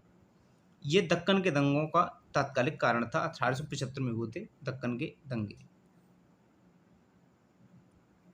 1875 के दक्कन विद्रोह के अनेक कारण थे, जैसे महाजनों द्वारा ऊंची ब्याज दर, कृषकों का स्थायी रूप से कर्जदार होना तथा भू राजस्व की ऊंची ब्याज दर, कृषकों की अशिक्षा और गरीबी के कारण उनके खेत, घर आदि को गिरवी रखकर ऋण पत्र पर उनसे हस्ताक्षर करवाना, और न्याय व्यवस्था की जटिल एवं खर्चीली प्रणाली के कारण किसानों का अपने हितों की रक्षा करने में विफलता। इस परिस्थिति में 1875-76 के अकाल ने कृषकों की ऋण शोधन क्षमता को पूरी तरह खत्म कर दिया। दूसरी तरफ भूमि के मूल्यों में गिरावट के कारण साहूकार ऋणों की वसूली में शीघ्रता करने लगे। इस तरह महाजनों के द्वारा ऊंची ब्याज दर पर वसूली दक्कन विद्रोह का तात्कालिक कारण बन गई। क्या बनी? ऊंची ब्याज दर पर वसूली। Next question, question number 60। Maharashtra में रामोसी कृषक जत्था किसने स्थापित की थी? ऑप्शन ए न्यायमूर्ति रानाडे, ऑप्शन बी गोपाल कृष्ण गोखले, या ऑप्शन सी वासुदेव बलवंत फड़के, या ऑप्शन डी ज्योतिबा फुले। तो इसका करेक्ट आंसर हो जाएगा ऑप्शन सी, वासुदेव बलवंत फड़के। प्रारंभिक क्रांतिकारियों के अग्रगण्य वासुदेव बलवंत फड़के 1845 से 83 ने बंबई प्रेसिडेंस के रामोसी जनजाति के लोगों को संगठित करके प्रशिक्षित लड़ाकू बल में परिवर्तित किया। कौन सी? रामोसी जनजाति थी। इन्हें काला पानी की सजा दी गई तथा 1883 में आमरण अनशन से इनकी मृत्यु हो गई। Next question 61। रामोसी विद्रोह सही रूप से किस भौगोलिक इलाके में हुआ था? ऑप्शन ए पश्चिमी भारत, ऑप्शन बी पूर्वी घाट, ऑप्शन सी पूर्वी भारत या ऑप्शन डी पश्चिमी घाट। तो इसका करेक्ट आंसर हो जाएगा ऑप्शन डी, पश्चिमी घाट में हुआ था रामोसी विद्रोह। पश्चिमी घाट में रहने वाले रामोसी जाति के लोगों ने 1882 में अपने नेता सरदार चित्तूर सिंह के नेतृत्व में रामोसी विद्रोह किया। रामोसियों ने सतारा के आसपास के क्षेत्रों को लूटा और किलों पर भी आक्रमण कर दिया। 1825-26 में भयंकर अकाल और अन्नाभाव के कारण इन्होंने उमाजी के नेतृत्व में पुनः विद्रोह किया। नेक्स्ट क्वेश्चन 62, वगैरह विद्रोह कहाँ हुआ? Option A Surat, option B Poona, option C Calicut या ऑप्शन डी बड़ौदा। तो करेक्ट आंसर है इसका ऑप्शन डी, बड़ौदा में हुआ वगैरह विद्रोह। वगैरह विद्रोह 1818 में अंग्रेजी सरकार के विरुद्ध किया गया। वगैरह विद्रोह बड़ौदा में हुआ। कहाँ पे हुआ? बड़ौदा, 1818 में अंग्रेजी सरकार के विरुद्ध। बड़ौदा के गायकवाड़ों ने अंग्रेजी सेना की सहायता से बेघरों से अधिक कर एकत्र करने का प्रयत्न किया, जिसके परिणाम स्वरूप वगैरह सरदारों ने विद्रोह कर दिया। 1818 से 1819 ईस्वी के मध्य अंग्रेजी प्रदेश पर भी आक्रमण किया। यह विद्रोह 1820 के आसपास समाप्त हो गया। नेक्स्ट क्वेश्चन 63, मानव बलि प्रथा का निषेध करने के कारण अंग्रेजों के विरुद्ध विद्रोह करने वाली जनजाति का नाम क्या है? Option A Kuki, option B Khond, option C Oraon या ऑप्शन जी नाइकदा। तो इसका करेक्ट आंसर हो जाएगा ऑप्शन बी, खोंड जनजाति ने मानव बलि प्रथा का निषेध करने पर अंग्रेजों के विरुद्ध विद्रोह किया था। खोंड जनजाति के लोग तमिलनाडु से लेकर बंगाल और मध्य भारत तक फैले विस्तृत पहाड़ी क्षेत्रों में रहते थे और पहाड़ी क्षेत्र होने के कारण वे वस्तुतः स्वतंत्र थे। इन्होंने 1837 से 56 ईस्वी तक अंग्रेजों के विरुद्ध विद्रोह किया। इस आंदोलन का नेतृत्व युवा राजा के नाम पर चक्र बिशोई ने किया। किसने किया था आंदोलन का नेतृत्व? चक्र बिशोई ने। विद्रोह का मुख्य कारण ब्रिटिश सरकार द्वारा मानव बलि, मरिहा, ये मानव बलि जो देते थे उसे मरिहा कहते थे, को प्रतिबंधित करने के प्रयास, अंग्रेजों द्वारा नए करों का करारोपण और अनेक क्षेत्रों में जमींदारों तथा साहूकारों के प्रवेश से संबंधित थे, जिनके कारण आदिवासियों को अनेक कष्टों का सामना करना पड़ा। अंग्रेजों ने एक मरिहा एजेंसी गठित की। कौन सी एजेंसी? मरिहा, जिसके विरुद्ध खोंडों ने विद्रोह किया, परंतु 1855 में चक्र बिशोई लुप्त हो गया, जिसके बाद यह आंदोलन समाप्त हो गया। नेक्स्ट क्वेश्चन 65, छोटा नागपुर जनजाति विद्रोह कब हुआ था? ऑप्शन ए 1807 से 1808, ऑप्शन बी 1820, ऑप्शन सी 1858 से 1859 या ऑप्शन डी 1889। तो इसका कोई ऑप्शन करेक्ट नहीं है, ऑप्शन गलत दे रखे। देखते हैं, छोटा नागपुर जनजाति विद्रोह के नाम से कोई विद्रोह हुआ ही नहीं है। छोटा नागपुर जनजाति विद्रोह जैसा कोई विद्रोह हुआ नहीं था। फिर भी इस क्षेत्र में हुए विद्रोह की एक लंबी श्रृंखला है, जिसे अलग अलग नामों से जाना जाता है। जैसे कोल विद्रोह हुआ था 1831-32 में, संथाल विद्रोह 1855-56 में हुआ था, मुंडा विद्रोह हुआ था 1899 में। नेक्स्ट क्वेश्चन, क्वेश्चन नंबर 65, 1855 ईस्वी में संथालों ने किस अंग्रेज कमांडर को हराया? ऑप्शन ए कैप्टन नेक फेवले, option B lieutenant Bastin, option C major Barrow, option D colonel Hight. तो इसका करेक्ट आंसर हो जाएगा ऑप्शन सी, मेजर बारो को हराया था। 1855 ईस्वी में संथालों ने भागलपुर क्षेत्र के भोगनाडीह तालुके में विद्रोह कर दिया था। इन्होंने एक साथ पुलिस और दिकुओं पर आक्रमण किए थे, जिसका नेतृत्व सिद्धो, कान्हो, चांद और भैरवनाथ ने किया था। संथाल विद्रोह को दबाने के लिए मेजर बारो के नेतृत्व में एक सेना भेजी गई, जिसे पीर पैंती के युद्ध में संथालों ने हरा दिया। किसके नेतृत्व में? मेजर बारो। नेक्स्ट क्वेश्चन 66, ईसा 1855 में संथाल विद्रोह का नेतृत्व किसने किया था? तो अभी देखा है हमने, सिद्धो और कान्हो ने किया था। ऑप्शन ए करेक्ट आंसर है। नेक्स्ट क्वेश्चन 67, मुंडाओं ने विद्रोह खड़ा किया था। Option A 1885, option B 1888, option C 1890 या ऑप्शन डी 1895।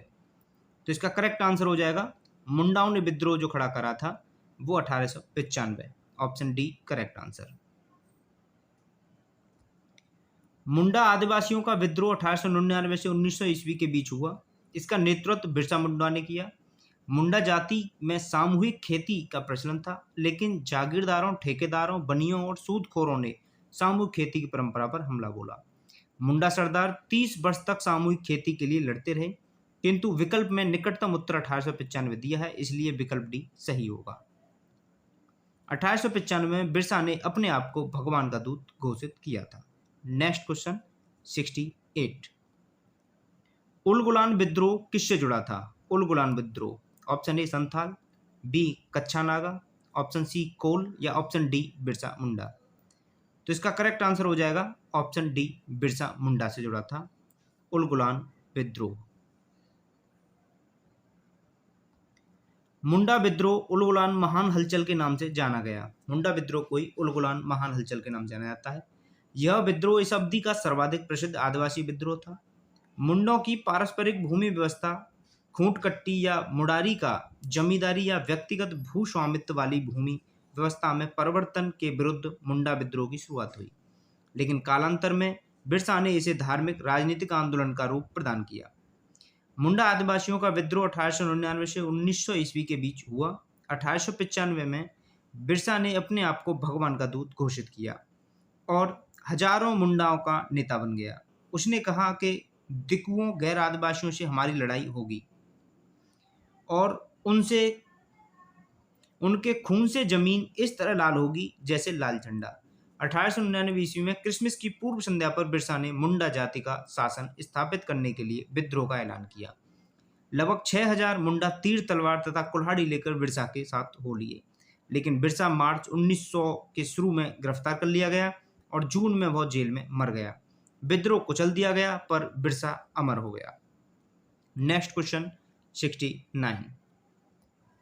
बिरसा मुंडा का कार्यक्षेत्र कौन सा था?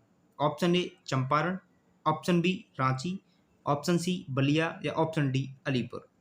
तो करेक्ट आंसर हो जाएगा ऑप्शन बी रांची, झारखंड। बिरसा मुंडा का कार्यक्षेत्र रांची से लेकर भागलपुर तक था।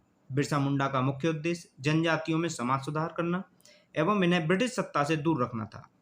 बिरसा ने अनेक देवताओं बोंगा की पूजा को छोड़कर अपने अनुयायियों से एक ईश्वर सिंह बोंगा की पूजा करने का आह्वान किया। मुंडा विद्रोह को दबाने के लिए ब्रिटिश सरकार ने सैनिक शक्ति का प्रयोग किया। Next question 70।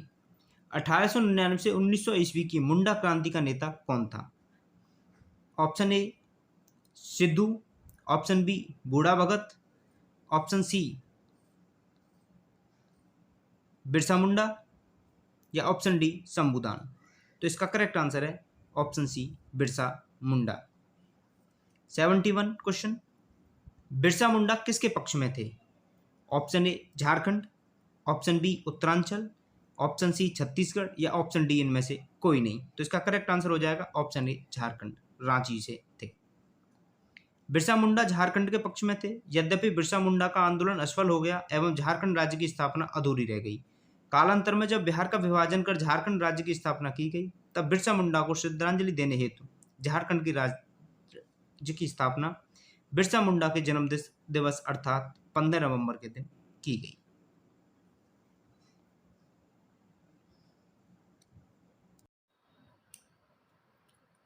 Question number 72। 1831 में बुद्धो भगत के नेतृत्व में कोल विद्रोह किस क्षेत्र में हुआ? Option A Kutch, option B Singhbhum या ऑप्शन सी पश्चिमी घाट या ऑप्शन डी सतारा या ऑप्शन ई इनमें से कोई नहीं या उपयुक्त में से एक से अधिक। तो ऑप्शन ई हम तब भी लगाएंगे जब इनमें से कोई नहीं होगा, या ऑप्शन ई हम तब भी लगाएंगे जब एक से अधिक होंगे। एक से अधिक ऑप्शन ठीक होंगे तब भी हम ऑप्शन ई को ही सेलेक्ट करेंगे। तो देखते हैं इसका करेक्ट आंसर क्या रहेगा। करेक्ट आंसर है इसका ऑप्शन बी सिंहभूम। 1831 में बौद्ध भगत के नेतृत्व में कोल विद्रोह सिंहभूम में हुआ था। एक्सप्लेनेशन देखते हैं इसका। 1831 में बुद्धो भगत के नेतृत्व में कोल विद्रोह छोटा नागपुर क्षेत्र के सिंहभूम, पलामू, हजारीबाग तथा मानभूम क्षेत्रों में हुआ था। इस विद्रोह का स्वरूप आर्थिक और राजनीतिक था।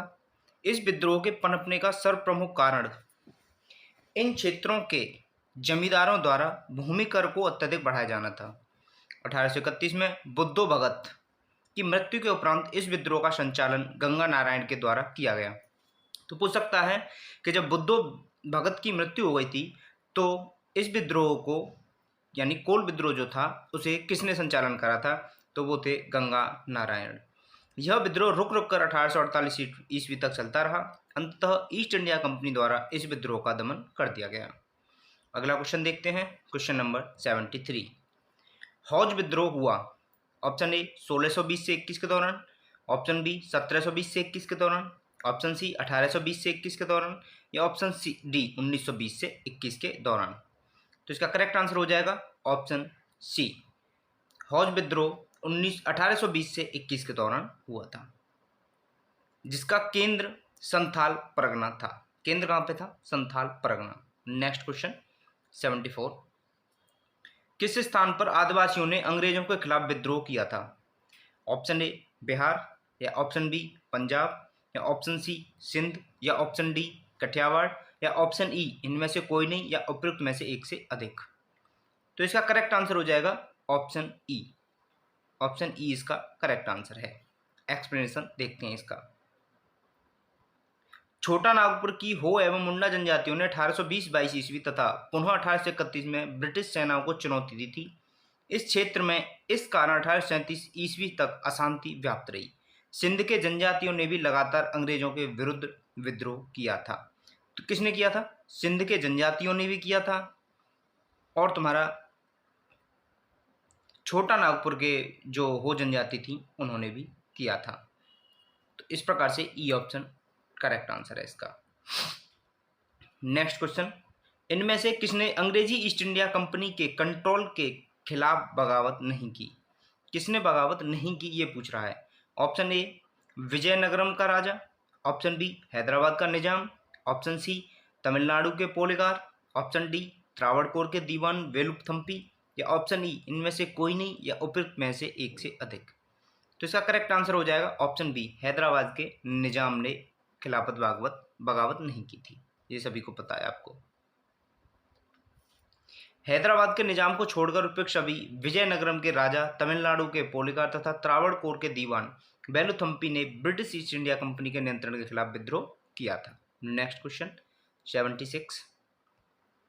बंकिम चंद्र चटर्जी के आनंद मठ में किस विद्रोह का उल्लेख है? Option A Sannyasi, option B Kuka, option C Santhal, option D नील, या ऑप्शन ई इनमें से कोई नहीं या उपयुक्त में से एक से अधिक। तो इसका करेक्ट आंसर हो जाएगा ऑप्शन ए संथाल। आनंद मठ में बंकिम चंद्र चटर्जी जी के किसका उल्लेख है? सन्यासी विद्रोह का। बंकिम चंद्र चटर्जी कृत्य आनंद मठ का कथानक सन्यासी विद्रोह पर आधारित है। वंदे मातरम गीत आनंद मठ से लिया गया है। Question number 77। अफगानिस्तान के प्रति आक्रामक नीति किस वायसराय ने अपनाई थी? Option A lord Mayo, option B lord Lytton, option C lord Dufferin, या ऑप्शन डी लॉर्ड कैनिंग, या ऑप्शन ई इनमें से कोई नहीं या उपयुक्त में से एक से अधिक। तो इसका करेक्ट आंसर हो जाएगा option B lord Lytton. Lord Lytton ने अफगानिस्तान के प्रति आक्रामक नीति अपनाई थी। 1876 में लॉर्ड लिटन के वायसराय बनकर आने पर अफगानिस्तान के प्रति अपनाई गई नीति में परिवर्तन आया। कुशल आक्रमणीयता की नीति के स्थान पर अग्रगामी नीति का अनुसरण होने लगा। 1878 ईस्वी में द्वितीय आंग्ल अफगान युद्ध शुरू हो गया। 1879 में गंडमक की संधि की गई। अगला क्वेश्चन देखते हैं 78। 1878 का वर्नाकुलर प्रेस एक्ट किसने रद्द किया था? Option A lord Ripon, option B lord Lytton, option C lord Curzon, या ऑप्शन डी लॉर्ड मिंटो। तो इसका करेक्ट आंसर हो जाएगा option A lord Ripon. Vernacular press act रद्द किया था लॉर्ड रिपन ने। एक्सप्लेनेशन देखते हैं इसका। लॉर्ड रिपन ने 1882 ईस्वी में वर्नाकुलर प्रेस एक्ट को रद्द किया और भारतीय भाषाओं के समाचार पत्रों को अंग्रेजी भाषा के समाचार पत्रों के समान ही स्वतंत्रता दे दी। ज्ञातव्य है कि वर्नाक्यूलर प्रेस एक्ट 1878 में लॉर्ड लिटन के कार्यकाल 1876 से 80 में पारित हुआ था। तो वर्नाकुलर प्रेस एक्ट को पारित किसने किया था? लॉर्ड लिटन ने। लेकिन उसे रद्द किसने किया था? लॉर्ड रिपन ने। इस अधिनियम को मुंह बंद करने वाला अधिनियम कहा गया है। तो पूछ सकता है मुंह बंद करने वाला अधिनियम किसे कहा जाता है? वर्नाकुलर प्रेस एक्ट 1878 को। इस अधिनियम का सबसे घिनौना पक्ष यह था कि इसके अनुसार देसी भाषा तथा अंग्रेजी भाषा के समाचार पत्रों में भेदभाव किया गया था और इसमें अपराधी को अपील करने का अधिकार नहीं था। इस एक्ट द्वारा जिला मजिस्ट्रेट को यह अधिकार था कि वह किसी भी भारतीय भाषा के समाचार पत्र से बॉन्ड पेपर यानी बॉन्ड पेपर पर हस्ताक्षर करवा ले कि वह कोई भी ऐसी सामग्री नहीं छापेगा जो सरकार विरोधी हो। कानून का विरोध करने वाले मुद्रालयों की जमानत को मजिस्ट्रेट रद्द कर सकता था। इस अधिनियम के अधीन सोम प्रकाश, भारत मेहर, ढाका प्रकाश, सहचर तथा अनेक समाचार पत्रों के विरुद्ध मामले दर्ज किए गए। अगला क्वेश्चन देखते हैं 79। स्थायी बंदोबस्त किसके साथ किया गया? ऑप्शन ए जमींदारों के साथ, ऑप्शन बी ग्रामीण समुदायों के साथ, ऑप्शन सी मुकदमों के साथ या ऑप्शन डी किसानों के साथ। तो इसका करेक्ट आंसर है ऑप्शन ए, जमींदारों के साथ हुआ था स्थायी बंदोबस्त। एक्सप्लेनेशन देखते हैं इसका। 1793 में कॉर्नवालिस ने भू राजस्व की स्थायी बंदोबस्त प्रणाली का प्रारंभ किया। इसे इस्तमरारी, जागीरदारी, मालगुजारी एवं बीसवेदारी आदि भिन्न नामों से भी जाना जाता है। यह व्यवस्था बंगाल, बिहार, उड़ीसा तथा उत्तर प्रदेश के वाराणसी एवं उत्तरी कर्नाटक में लागू थी। इसके अंतर्गत समूचे ब्रिटिश भारत के क्षेत्रफल का लगभग 19% हिस्सा शामिल था। कितना था? 19% हिस्सा। इस व्यवस्था के अंतर्गत जमींदारों के एक नए वर्ग को भूस्वामी घोषित कर दिया, जिसे भूमि के लगान का 10/11 भाग कंपनी को देना था तथा 1/11 भाग अपनी सेवाओं के लिए अपने पास रखना था। स्थायी बंदोबस्त के अंतर्गत जमींदार छोटे पूंजीपति भद्र नवाब थे। Next question 80। बिहार में परमानेंट सेटलमेंट लागू करने का कारण क्या था? ऑप्शन ए जमींदारों का जमीन पर अधिकार ना रहना, ऑप्शन बी जमींदारों के लिए जमीन पर वंश परंपरागत अधिकार को स्वेच्छा से हस्तांतरित करने का अधिकार, या ऑप्शन सी भू राजस्व का राजस्व निर्णय करना, ऑप्शन डी जमींदारी प्रथा का निर्मूलन। करेक्ट आंसर हो जाएगा इसका ऑप्शन सी, भू राजस्व का राजस्व निर्णय करना जो था वो परमानेंट सेटलमेंट लागू करने का कारण था बिहार में। लॉर्ड कॉर्नवालिस के समय भू राजस्व व्यवस्था आरंभ में 10 वर्षीय व्यवस्था के रूप में 1790 ईस्वी में लागू की गई थी।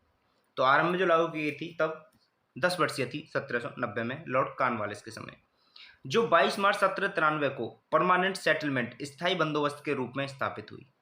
इस व्यवस्था को बिहार में लागू करने का कारण जमींदारों के लिए जमीन पर वंश परंपरागत अधिकार को स्वेच्छा से हस्तांतरित करना तथा मूल कारण कंपनी के लिए भू राजस्व की एक निश्चित राशि तय करना था।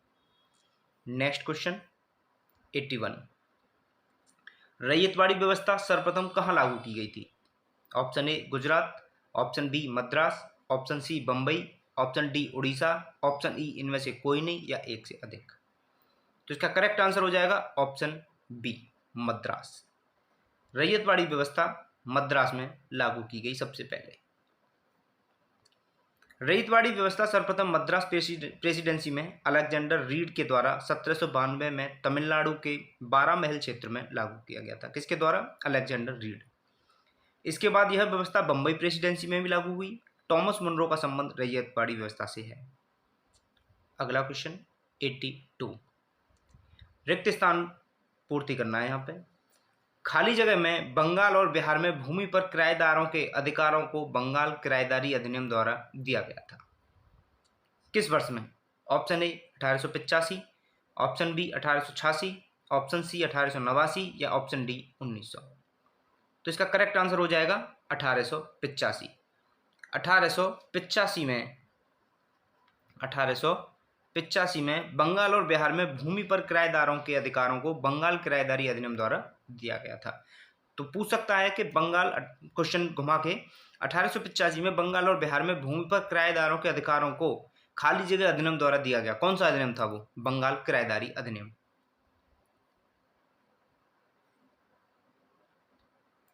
नेक्स्ट क्वेश्चन, सत्यार्थ प्रकाश की रचना की गई थी। सत्यार्थ प्रकाश दयानंद सरस्वती के द्वारा। ऑप्शन डी करेक्ट आंसर है। मूलशंकर स्वामी दयानंद का जन्म 1824 ईस्वी में गुजरात की मोरबी रियासत के निवासी एक ब्राह्मण कुल में हुआ था। तो दयानंद सरस्वती का मूल नाम था मूलशंकर। उन्होंने 1860 ईस्वी में मथुरा में स्वामी विरजानंद जी से वेदों के शुद्ध अर्थ तथा वैदिक धर्म के प्रति अगाध श्रद्धा प्राप्त की। 1867 ईस्वी में उन्होंने पाखंड खंडिनी पताका लहराई। 1875 में उन्होंने बंबई में आर्य समाज की स्थापना की। उनके विचार उनकी प्रसिद्धि पुस्तक सत्यार्थ प्रकाश में वर्णित है। अन्य रचनाएं पाखंड खंडन, वेदव्यास भूमिका, ऋग्वेद भाष्य, अद्वैत मंत्र का खंडन, पंच महायज्ञ तथा वल्लभाचार्य मत खंडन प्रमुख हैं। अगला क्वेश्चन 84। अमृत बाजार पत्रिका की स्थापना किसने की थी? Option A Girish Chandra Ghosh, option B Harishchandra Mukherjee, या ऑप्शन सी एन बनर्जी, या ऑप्शन डी शिशिर कुमार घोष। तो आप सभी को पता है अमृत बाजार पत्रिका शिशिर कुमार घोष की है। ऑप्शन डी करेक्ट आंसर है। अमृत बाजार पत्रिका की स्थापना मोतीलाल घोष तथा शिशिर कुमार घोष ने 1868 में कलकत्ता में की थी। किसने? मोतीलाल घोष तथा शिशिर कुमार घोष ने 1868 कलकत्ता में। प्रारंभ में यह बंगाली भाषा में प्रकाशित होती थी। 1878 में देसी भाषा प्रेस अधिनियम से बचने के लिए रातों रात अंग्रेजी भाषा में रूपांतरित हो गई।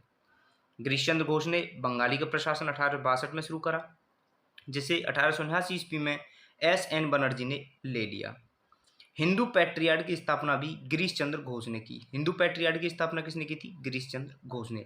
बाद में हरीशचंद्र मुखर्जी इसके संस्थापक बने। अगला क्वेश्चन 85। निम्न अखबारों में से कौन सा मुख्यतया उदारवादियों की नीतियों का प्रचारक था? Option A New India, option B Leader, option C Young India, या option D Free Press Journal. तो इसका करेक्ट आंसर हो जाएगा ऑप्शन बी लीडर। लीडर जो था उदारवादियों की नीतियों का प्रचारक था। फ्री प्रेस जर्नल एक न्यूज एजेंसी थी। यंग इंडिया एक साप्ताहिक पत्रिका थी जिसे महात्मा गांधी प्रकाशित करते थे। लीडर समाचार पत्र के संस्थापक मदन मोहन मालवीय थे। लीडर के जो संस्थापक थे वो मदन मोहन मालवीय थे। मालवीय उदारवादी दल के नेता थे। इसके माध्यम से उदारवादी अपनी नीतियों का प्रचार करते थे। Next question 86। 19वीं शताब्दी के धर्म एवं समाज सुधार आंदोलनों ने जनसंख्या के किस वर्ग को मुख्यतः आकर्षित किया? ऑप्शन 1 बुद्धिजीवी, ऑप्शन 2 नगरीय उच्च जातियां, ऑप्शन 3 निर्धन सर्वसाधारण वर्ग, या ऑप्शन 4 उदार रजवाड़े।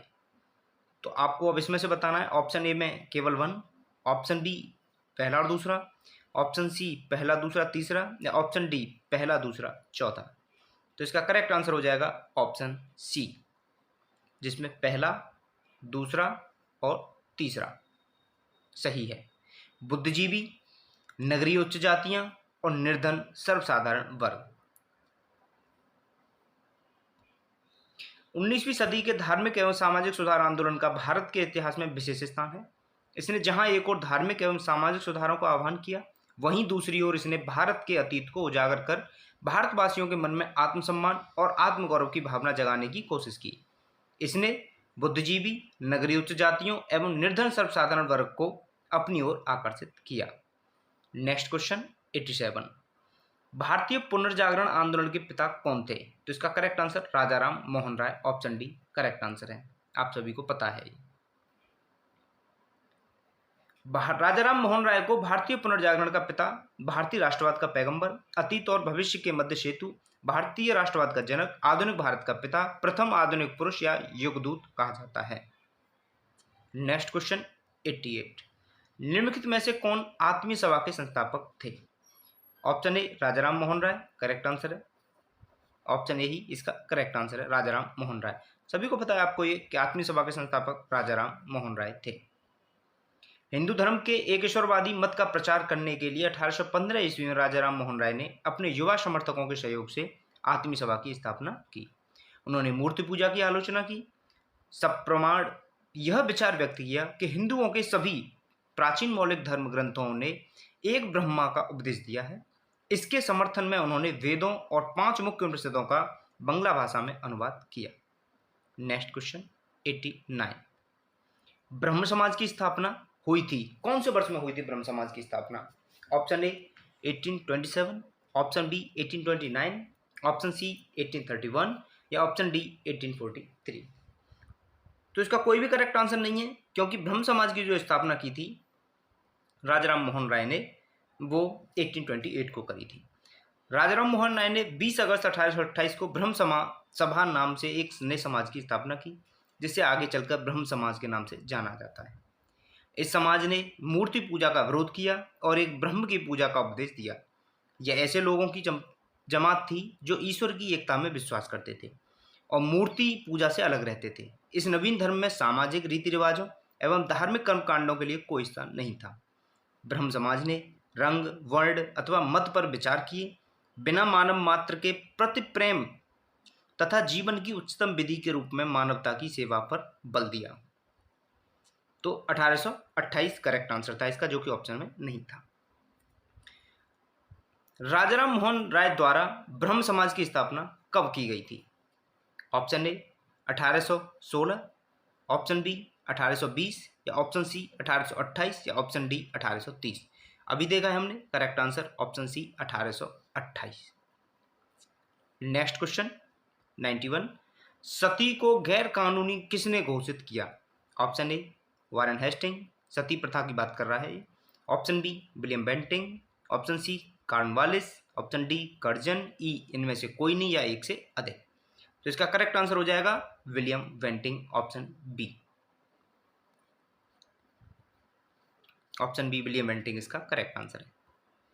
लॉर्ड विलियम बेंटिंग ने दिसंबर 1829 में नियम 17 द्वारा सती प्रथा पर प्रतिबंध लगा दिया। प्रारंभ में यह कानून केवल बंगाल प्रेसिडेंसी में लागू किया गया, परंतु 1830 में इसे बंबई और मद्रास प्रेसिडेंसी में भी लागू किया गया। तो सती प्रथा को कब प्रतिबंध किया गया था? 1829। प्रार्थना समाज के संस्थापक कौन थे? अगला क्वेश्चन है आपका ये, प्रार्थना समाज के संस्थापक कौन थे? सभी को पता है, आत्माराम पांडुरंग प्रार्थना समाज के संस्थापक थे।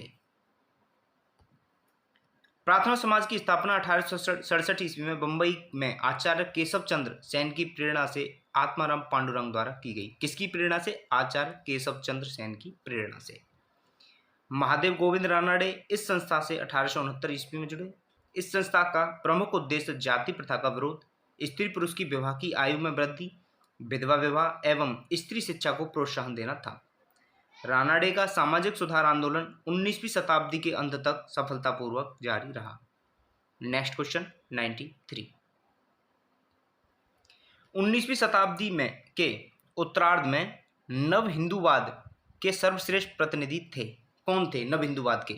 तो बताइए आपको, नव हिंदूवाद Swami Vivekananda, option B correct answer है। स्वामी विवेकानंद ने 1897 ईस्वी में रामकृष्ण मिशन की स्थापना की, अपने गुरु की स्मृति में की थी। रामकृष्ण मिशन की जो स्थापना है स्वामी विवेकानंद ने की थी 1897 में अपने गुरु की याद में।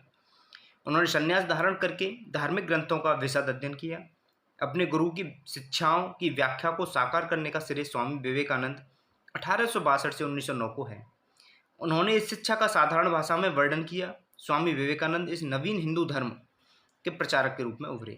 1893 में वे शिकागो गए, जहां उन्होंने पार्लियामेंट ऑफ रिलीजन में अपना सुप्रसिद्ध भाषण दिया। इस भाषण से उन्होंने पश्चिमी संसार के सामने पहली बार भारत की संस्कृति की महत्ता को प्रभावकारी तरीके से प्रस्तुत किया। इसके पश्चात उन्होंने अमेरिका और इंग्लैंड में भ्रमण किया, किंतु हिंदू धर्म का प्रचार किया। स्वामी जी ने हिंदू धर्म के इस पक्ष मुझे मत छेड़ो की बहुत भर्त्सना की।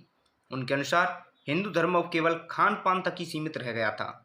वह निर्धनों के धनियों द्वारा शोषण पर धर्म की चुप्पी से बहुत अप्रसन्न थे।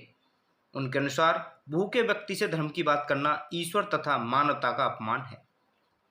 विवेकानंद ने कोई राजनीतिक संदेश नहीं दिया, परंतु फिर भी उन्होंने अपने लेखों तथा भाषण द्वारा नई पीढ़ी में अपने भूतकाल में एक नवीन आत्मगौरव की भावना जगाई।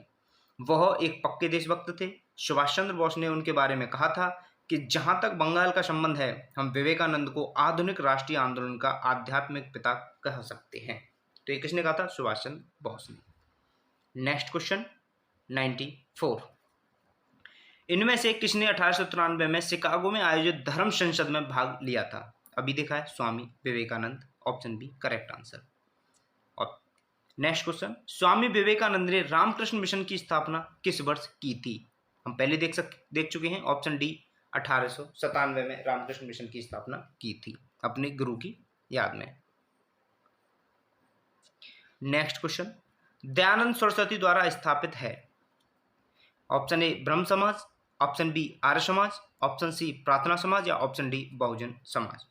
तो इसका करेक्ट आंसर हो जाएगा ऑप्शन बी आर्य समाज। दयानंद सरस्वती ने आर्य समाज की स्थापना की थी। दयानंद सरस्वती मूलशंकर ने 1875 में बंबई में आर्य समाज की स्थापना की, जिसका मुख्य उद्देश्य प्राचीन वैदिक धर्म की शुद्ध रूप से पुनः स्थापना करना था। आर्य समाज आंदोलन का प्रसार प्राय पाश्चात्य प्रभावों की प्रतिक्रिया के रूप में हुआ। 1877 में आर्य समाज का मुख्यालय लाहौर में स्थापित किया गया, जिसके उपरांत आर्य समाज का अधिक प्रचार हुआ।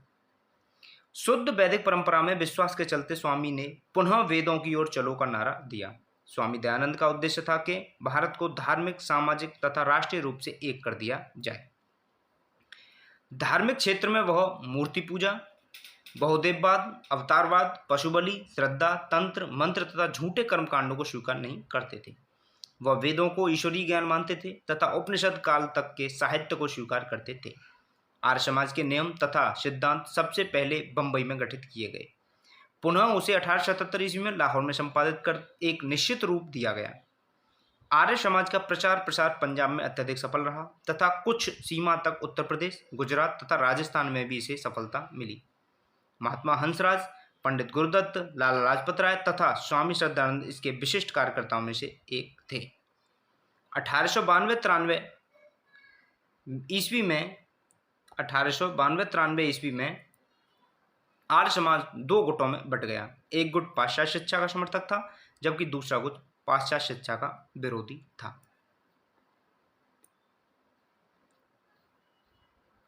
पाश्चात्य शिक्षा के विरोधियों में स्वामी श्रद्धानंद, लेखराज और मुंशीराम प्रमुख थे। इन लोगों ने वर्ष 1902 में गुरुकुल की स्थापना की। पाश्चात्य शिक्षा के समर्थकों में लाला लाजपत राय तथा हंसराज प्रमुख थे। इन लोगों ने दयानंद एंग्लो कॉलेज की स्थापना की। तो पूछ सकता है दयानंद एंग्लो कॉलेज की स्थापना किसने की? लाला लाजपत राय तथा हंसराज ने। नेक्स्ट क्वेश्चन है, किसने 1873 में सत्य शोधक समाज की स्थापना की? तो सत्य शोधक समाज की स्थापना ज्योतिबा फुले ने की थी। ऑप्शन बी करेक्ट आंसर है इसका। 1873 ईस्वी में सत्य शोधक समाज की स्थापना ज्योतिबा फुले ने की थी। इनका जन्म 1827 ईस्वी में एक माली के घर में हुआ था। इन्होंने शक्तिशाली गैर ब्राह्मण आंदोलन का संचालन किया। इन्होंने अपनी पुस्तक गुलामगिरी एवं अपने संगठन सत्य शोधक समाज के द्वारा पाखंडी ब्राह्मणों एवं उनके अवसरवादी धर्म ग्रंथों से निम्न जातियों की रक्षा की आवश्यकता पर बल दिया। नेक्स्ट क्वेश्चन, सत्यशोधक समाज की स्थापना किसने की? अभी पूछा है, ज्योतिबा फुले करेक्ट आंसर है। नेक्स्ट क्वेश्चन, थियोसॉफिकल सोसाइटी की स्थापना किसने की थी? Option A madam HP Blavatsky correct answer है। Option A madam HP Blavatsky Theosophical Society की स्थापना की थी। थियोसॉफिकल सोसाइटी की स्थापना एक रूसी महिला मैडम HP ब्लावेटस्की, अमेरिकी सैनिक अधिकारी कर्नल ऑलकट, विलियम कॉन जज एवं अन्य द्वारा 1875 में न्यूयॉर्क में की गई।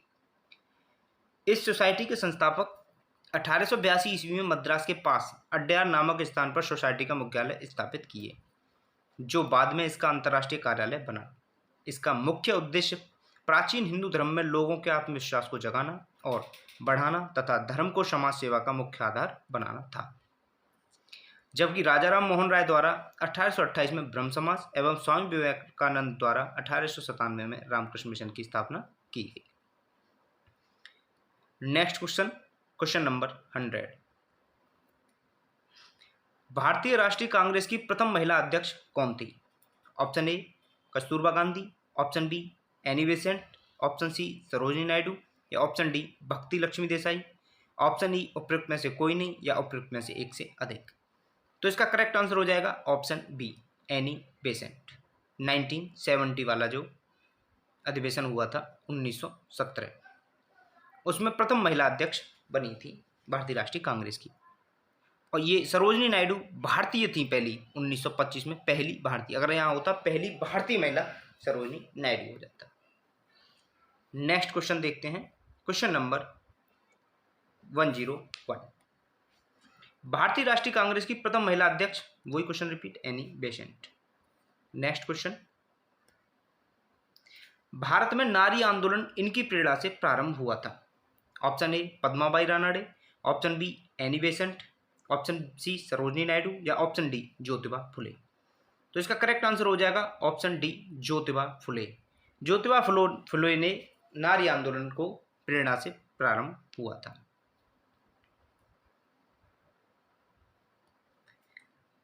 भारत में नारी आंदोलन ज्योतिबा फुले की प्रेरणा से प्रारंभ हुआ। ज्योतिबा फुले मानते थे कि महिलाओं एवं दलितों का उत्थान करके ही सामाजिक बुराइयों को दूर किया जा सकता है।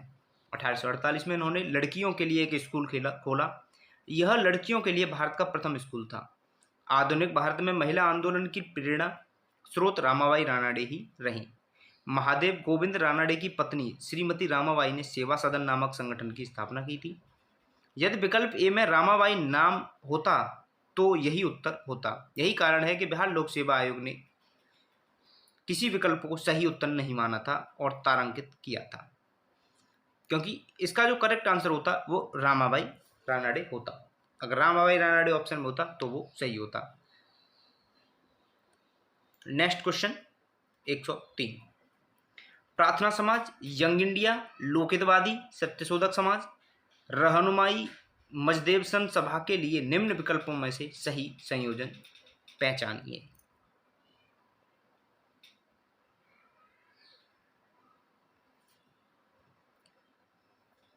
गोपाल हर देशमुख, आत्माराम पांडुरंग, मोहनदास करमचंद गांधी, ज्योतिबा फुले, नौरोजी फुरदोनजी। ऑप्शन ए में दे रखे हैं ये। ऑप्शन बी आत्माराम पांडुरंग, मोहनदास करमचंद गांधी, गोपाल हर देशमुख, ज्योतिबा फुले, नौरोजी फुरदोनजी। ऑप्शन सी दे रखा है आत्माराम पांडुरंग, ज्योतिबा फुले, मोहनदास करमचंद गांधी, गोपाल हर देशमुख, नौरोजी फुरदोनजी।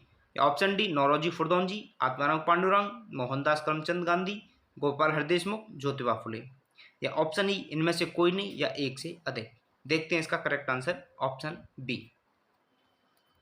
ऑप्शन बी इसका करेक्ट आंसर रहेगा। प्रार्थना समाज आत्माराम पांडुरंग, यंग इंडिया मोहनदास करमचंद गांधी की है, लोकहितवादी गोपाल हर देशमुख का है, सत्यशोधक समाज ज्योतिबा फुले और रहनुमाई मजदेवसन सभा नौरोजी फुरदोनजी की है।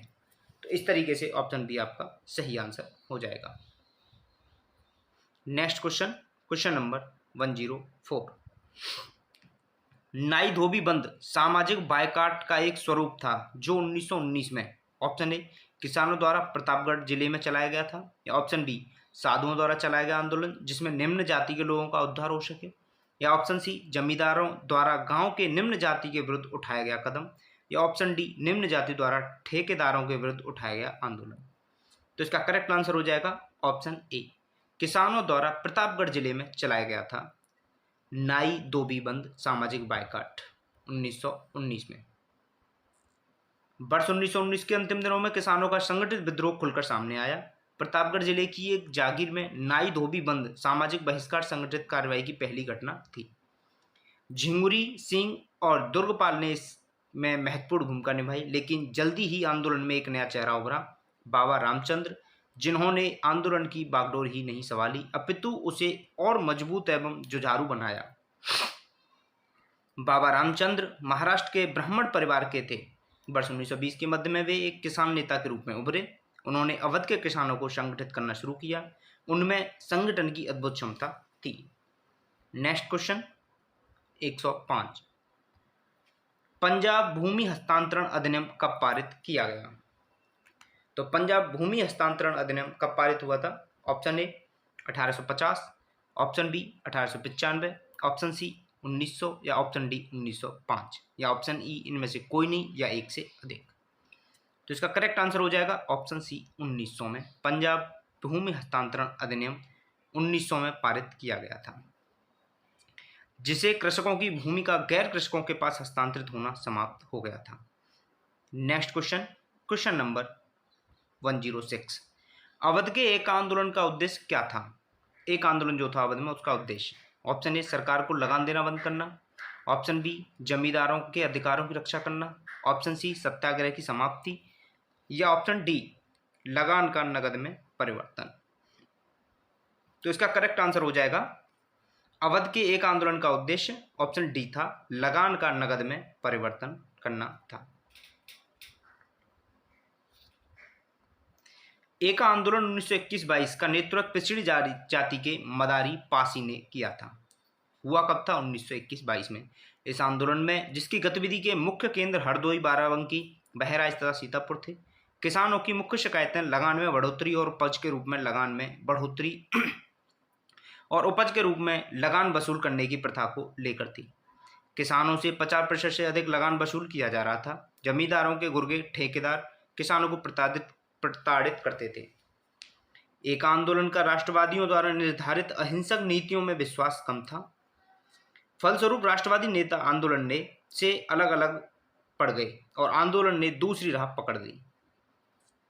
इस आंदोलन में सरकार को लगान देना बंद नहीं किया गया, बल्कि आंदोलनकारियों की प्रमुख मांग थी बढ़ती महंगाई के कारण लगान का नकद में रूपांतरित किया जाए।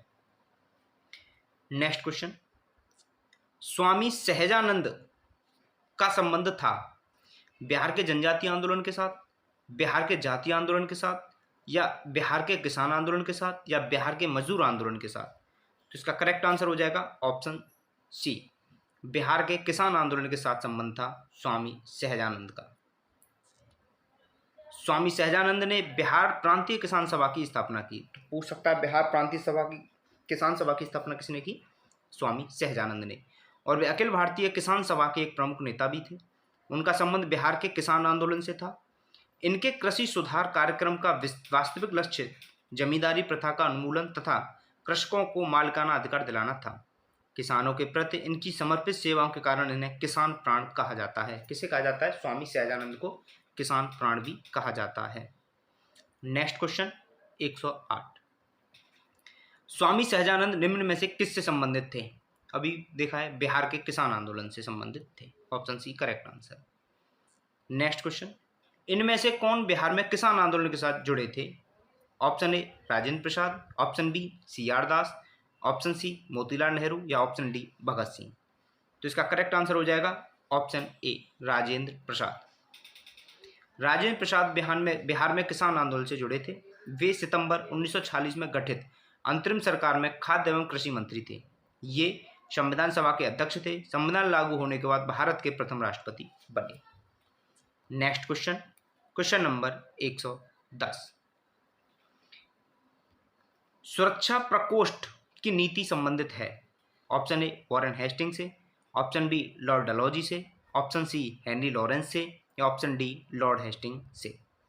तो इसका करेक्ट आंसर हो जाएगा ऑप्शन ए वॉरेन हेस्टिंग से संबंधित है सुरक्षा प्रकोष्ठ की नीति। सुरक्षा प्रकोष्ठ या घेरे की नीति से वॉरेन हेस्टिंग तथा वेलेजली संबंधित थे। तो वेलेजली भी होता तो भी हमारा करेक्ट आंसर होता, यानी वॉरेन हेस्टिंग और वेलेजली दोनों ही संबंधित थे। वॉरेन हेस्टिंग ने मैसूर और मराठा के साथ युद्ध अन्य भारतीय रियासतों के साथ बराबरी की पदवी प्राप्त करने की भावना से किया।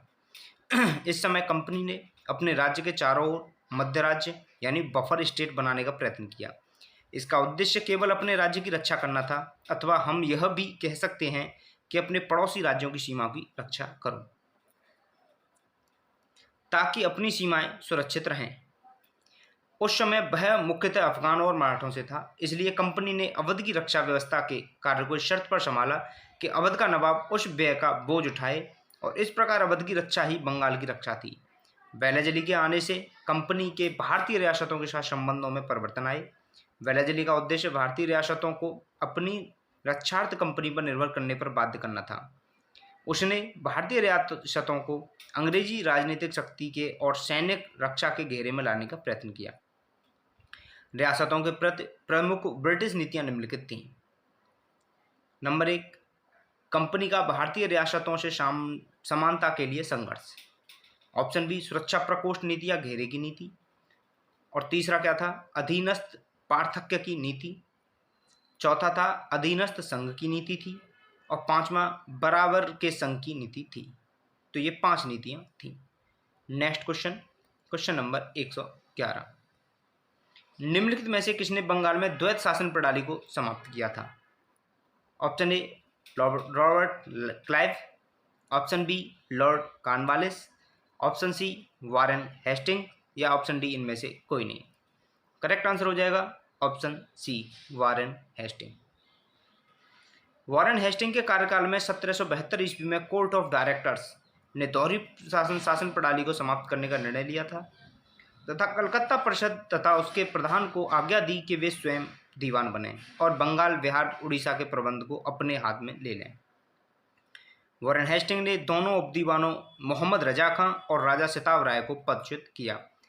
पहले हमने देखा था मोहम्मद रजा खां कहाँ से थे, बंगाल के उपदीवान थे, और राजा सिताब राय ये बिहार के उपदीवान थे। द्वैत शासन, जिसकी शुरुआत बंगाल में 1765 ईस्वी से मानी जाती है, के अंतर्गत कंपनी दीवान अधिकार अपने पास रखती थी और निजामत के कार्यों का निष्पादन नवाब के माध्यम से करती थी, लेकिन वास्तविक शक्ति कंपनी के पास होती थी। क्लाइव समझता था कि समस्त शक्ति कंपनी के पास है तथा नवाब के पास सत्ता की केवल छाया ही है। उसने प्रवर समिति को लिखा था, यह नाम, यह छाया आवश्यक है तथा हमें इसको स्वीकार करना चाहिए। दोस्तों, आज की वीडियो यहीं तक रहने देते हैं, फिर एक और मैराथन क्लास ले लेंगे जिससे कि आपका 2 क्लासों में मॉडर्न इंडिया पूरा कंप्लीट हो जाएगा। तो दोस्तों, वीडियो कैसी लगी है कमेंट करके ज़रूर बताएं। कमेंट जरूर करें दोस्तों, आपको जैसी भी वीडियो लगी हो और जो भी आपकी कोई क्वेरी हो वो भी कमेंट करके हमें बताएं। वीडियो को ज़्यादा से ज़्यादा शेयर करें अपने दोस्तों में, जितने भी आपके व्हाट्सएप ग्रुप हैं, फेसबुक ग्रुप हैं, सभी ग्रुपों में वीडियो को ज़्यादा से ज़्यादा शेयर करें। और दोस्तों, चैनल पर अगर आप नए हो तो चैनल को सब्सक्राइब जरूर कर लें, चैनल को सब्सक्राइब करना ना भूलें। दोस्तों, जितना आप चैनल को सब्सक्राइब करोगे मुझे मोटिवेशन मिलता रहेगा, मैं ऐसे ही वीडियो आपके लिए और बनाता रहूँगा। मैं तो बस दोस्तों, आप एंजॉय करो, वीडियो देखते रहो। अगर वीडियो से देखने से आपको कुछ फ़ायदा होता है, अगर आपको लगता है कि ये हेल्पफुल है आपके लिए, और बीपीएससी का आपका जो टीचिंग एग्जाम आना है उसमें ये मैं मानता हूँ कि एक भी क्वेश्चन आपका बाहर नहीं जाएगा। जनरल नॉलेज का जो भी पोर्शन है, साइंस का भी है, जो भी पोर्शन और बिहार का भी है, एक भी क्वेश्चन आपका बाहर नहीं जाएगा। और करंट अफेयर के लिए, डेली करंट अफेयर के लिए मैं क्या कर रहा हूँ, आपके जो भी डेली करंट अफेयर आ रहे हैं पर डे का, 3 तारीख का, 2 तारीख का, 4 तारीख का, ये तीनों की मैंने शॉर्ट्स वीडियो बना के डाल दी हैं। वीडियो का मैं उसमें पीडीएफ टाइप में बना के वो डाल देता हूँ जिससे आप उसे पढ़ सको, तो आप वहाँ भी जा करके देख सकते हो। तो दोस्तों, ज़्यादा से ज़्यादा सब्सक्राइब करो, शेयर करो वीडियो को, और कमेंट करके ज़रूर बताओ कैसी लग रही है वीडियो। ठीक है, थैंक यू दोस्तों, खुश रहो, मस्त रहो। मिलते हैं नेक्स्ट वीडियो में कल। मध्यकालीन वो मॉडर्न इतिहास, आपका मॉडर्न हिस्ट्री पूरी कंप्लीट कर देंगे। थैंक यू दोस्तों।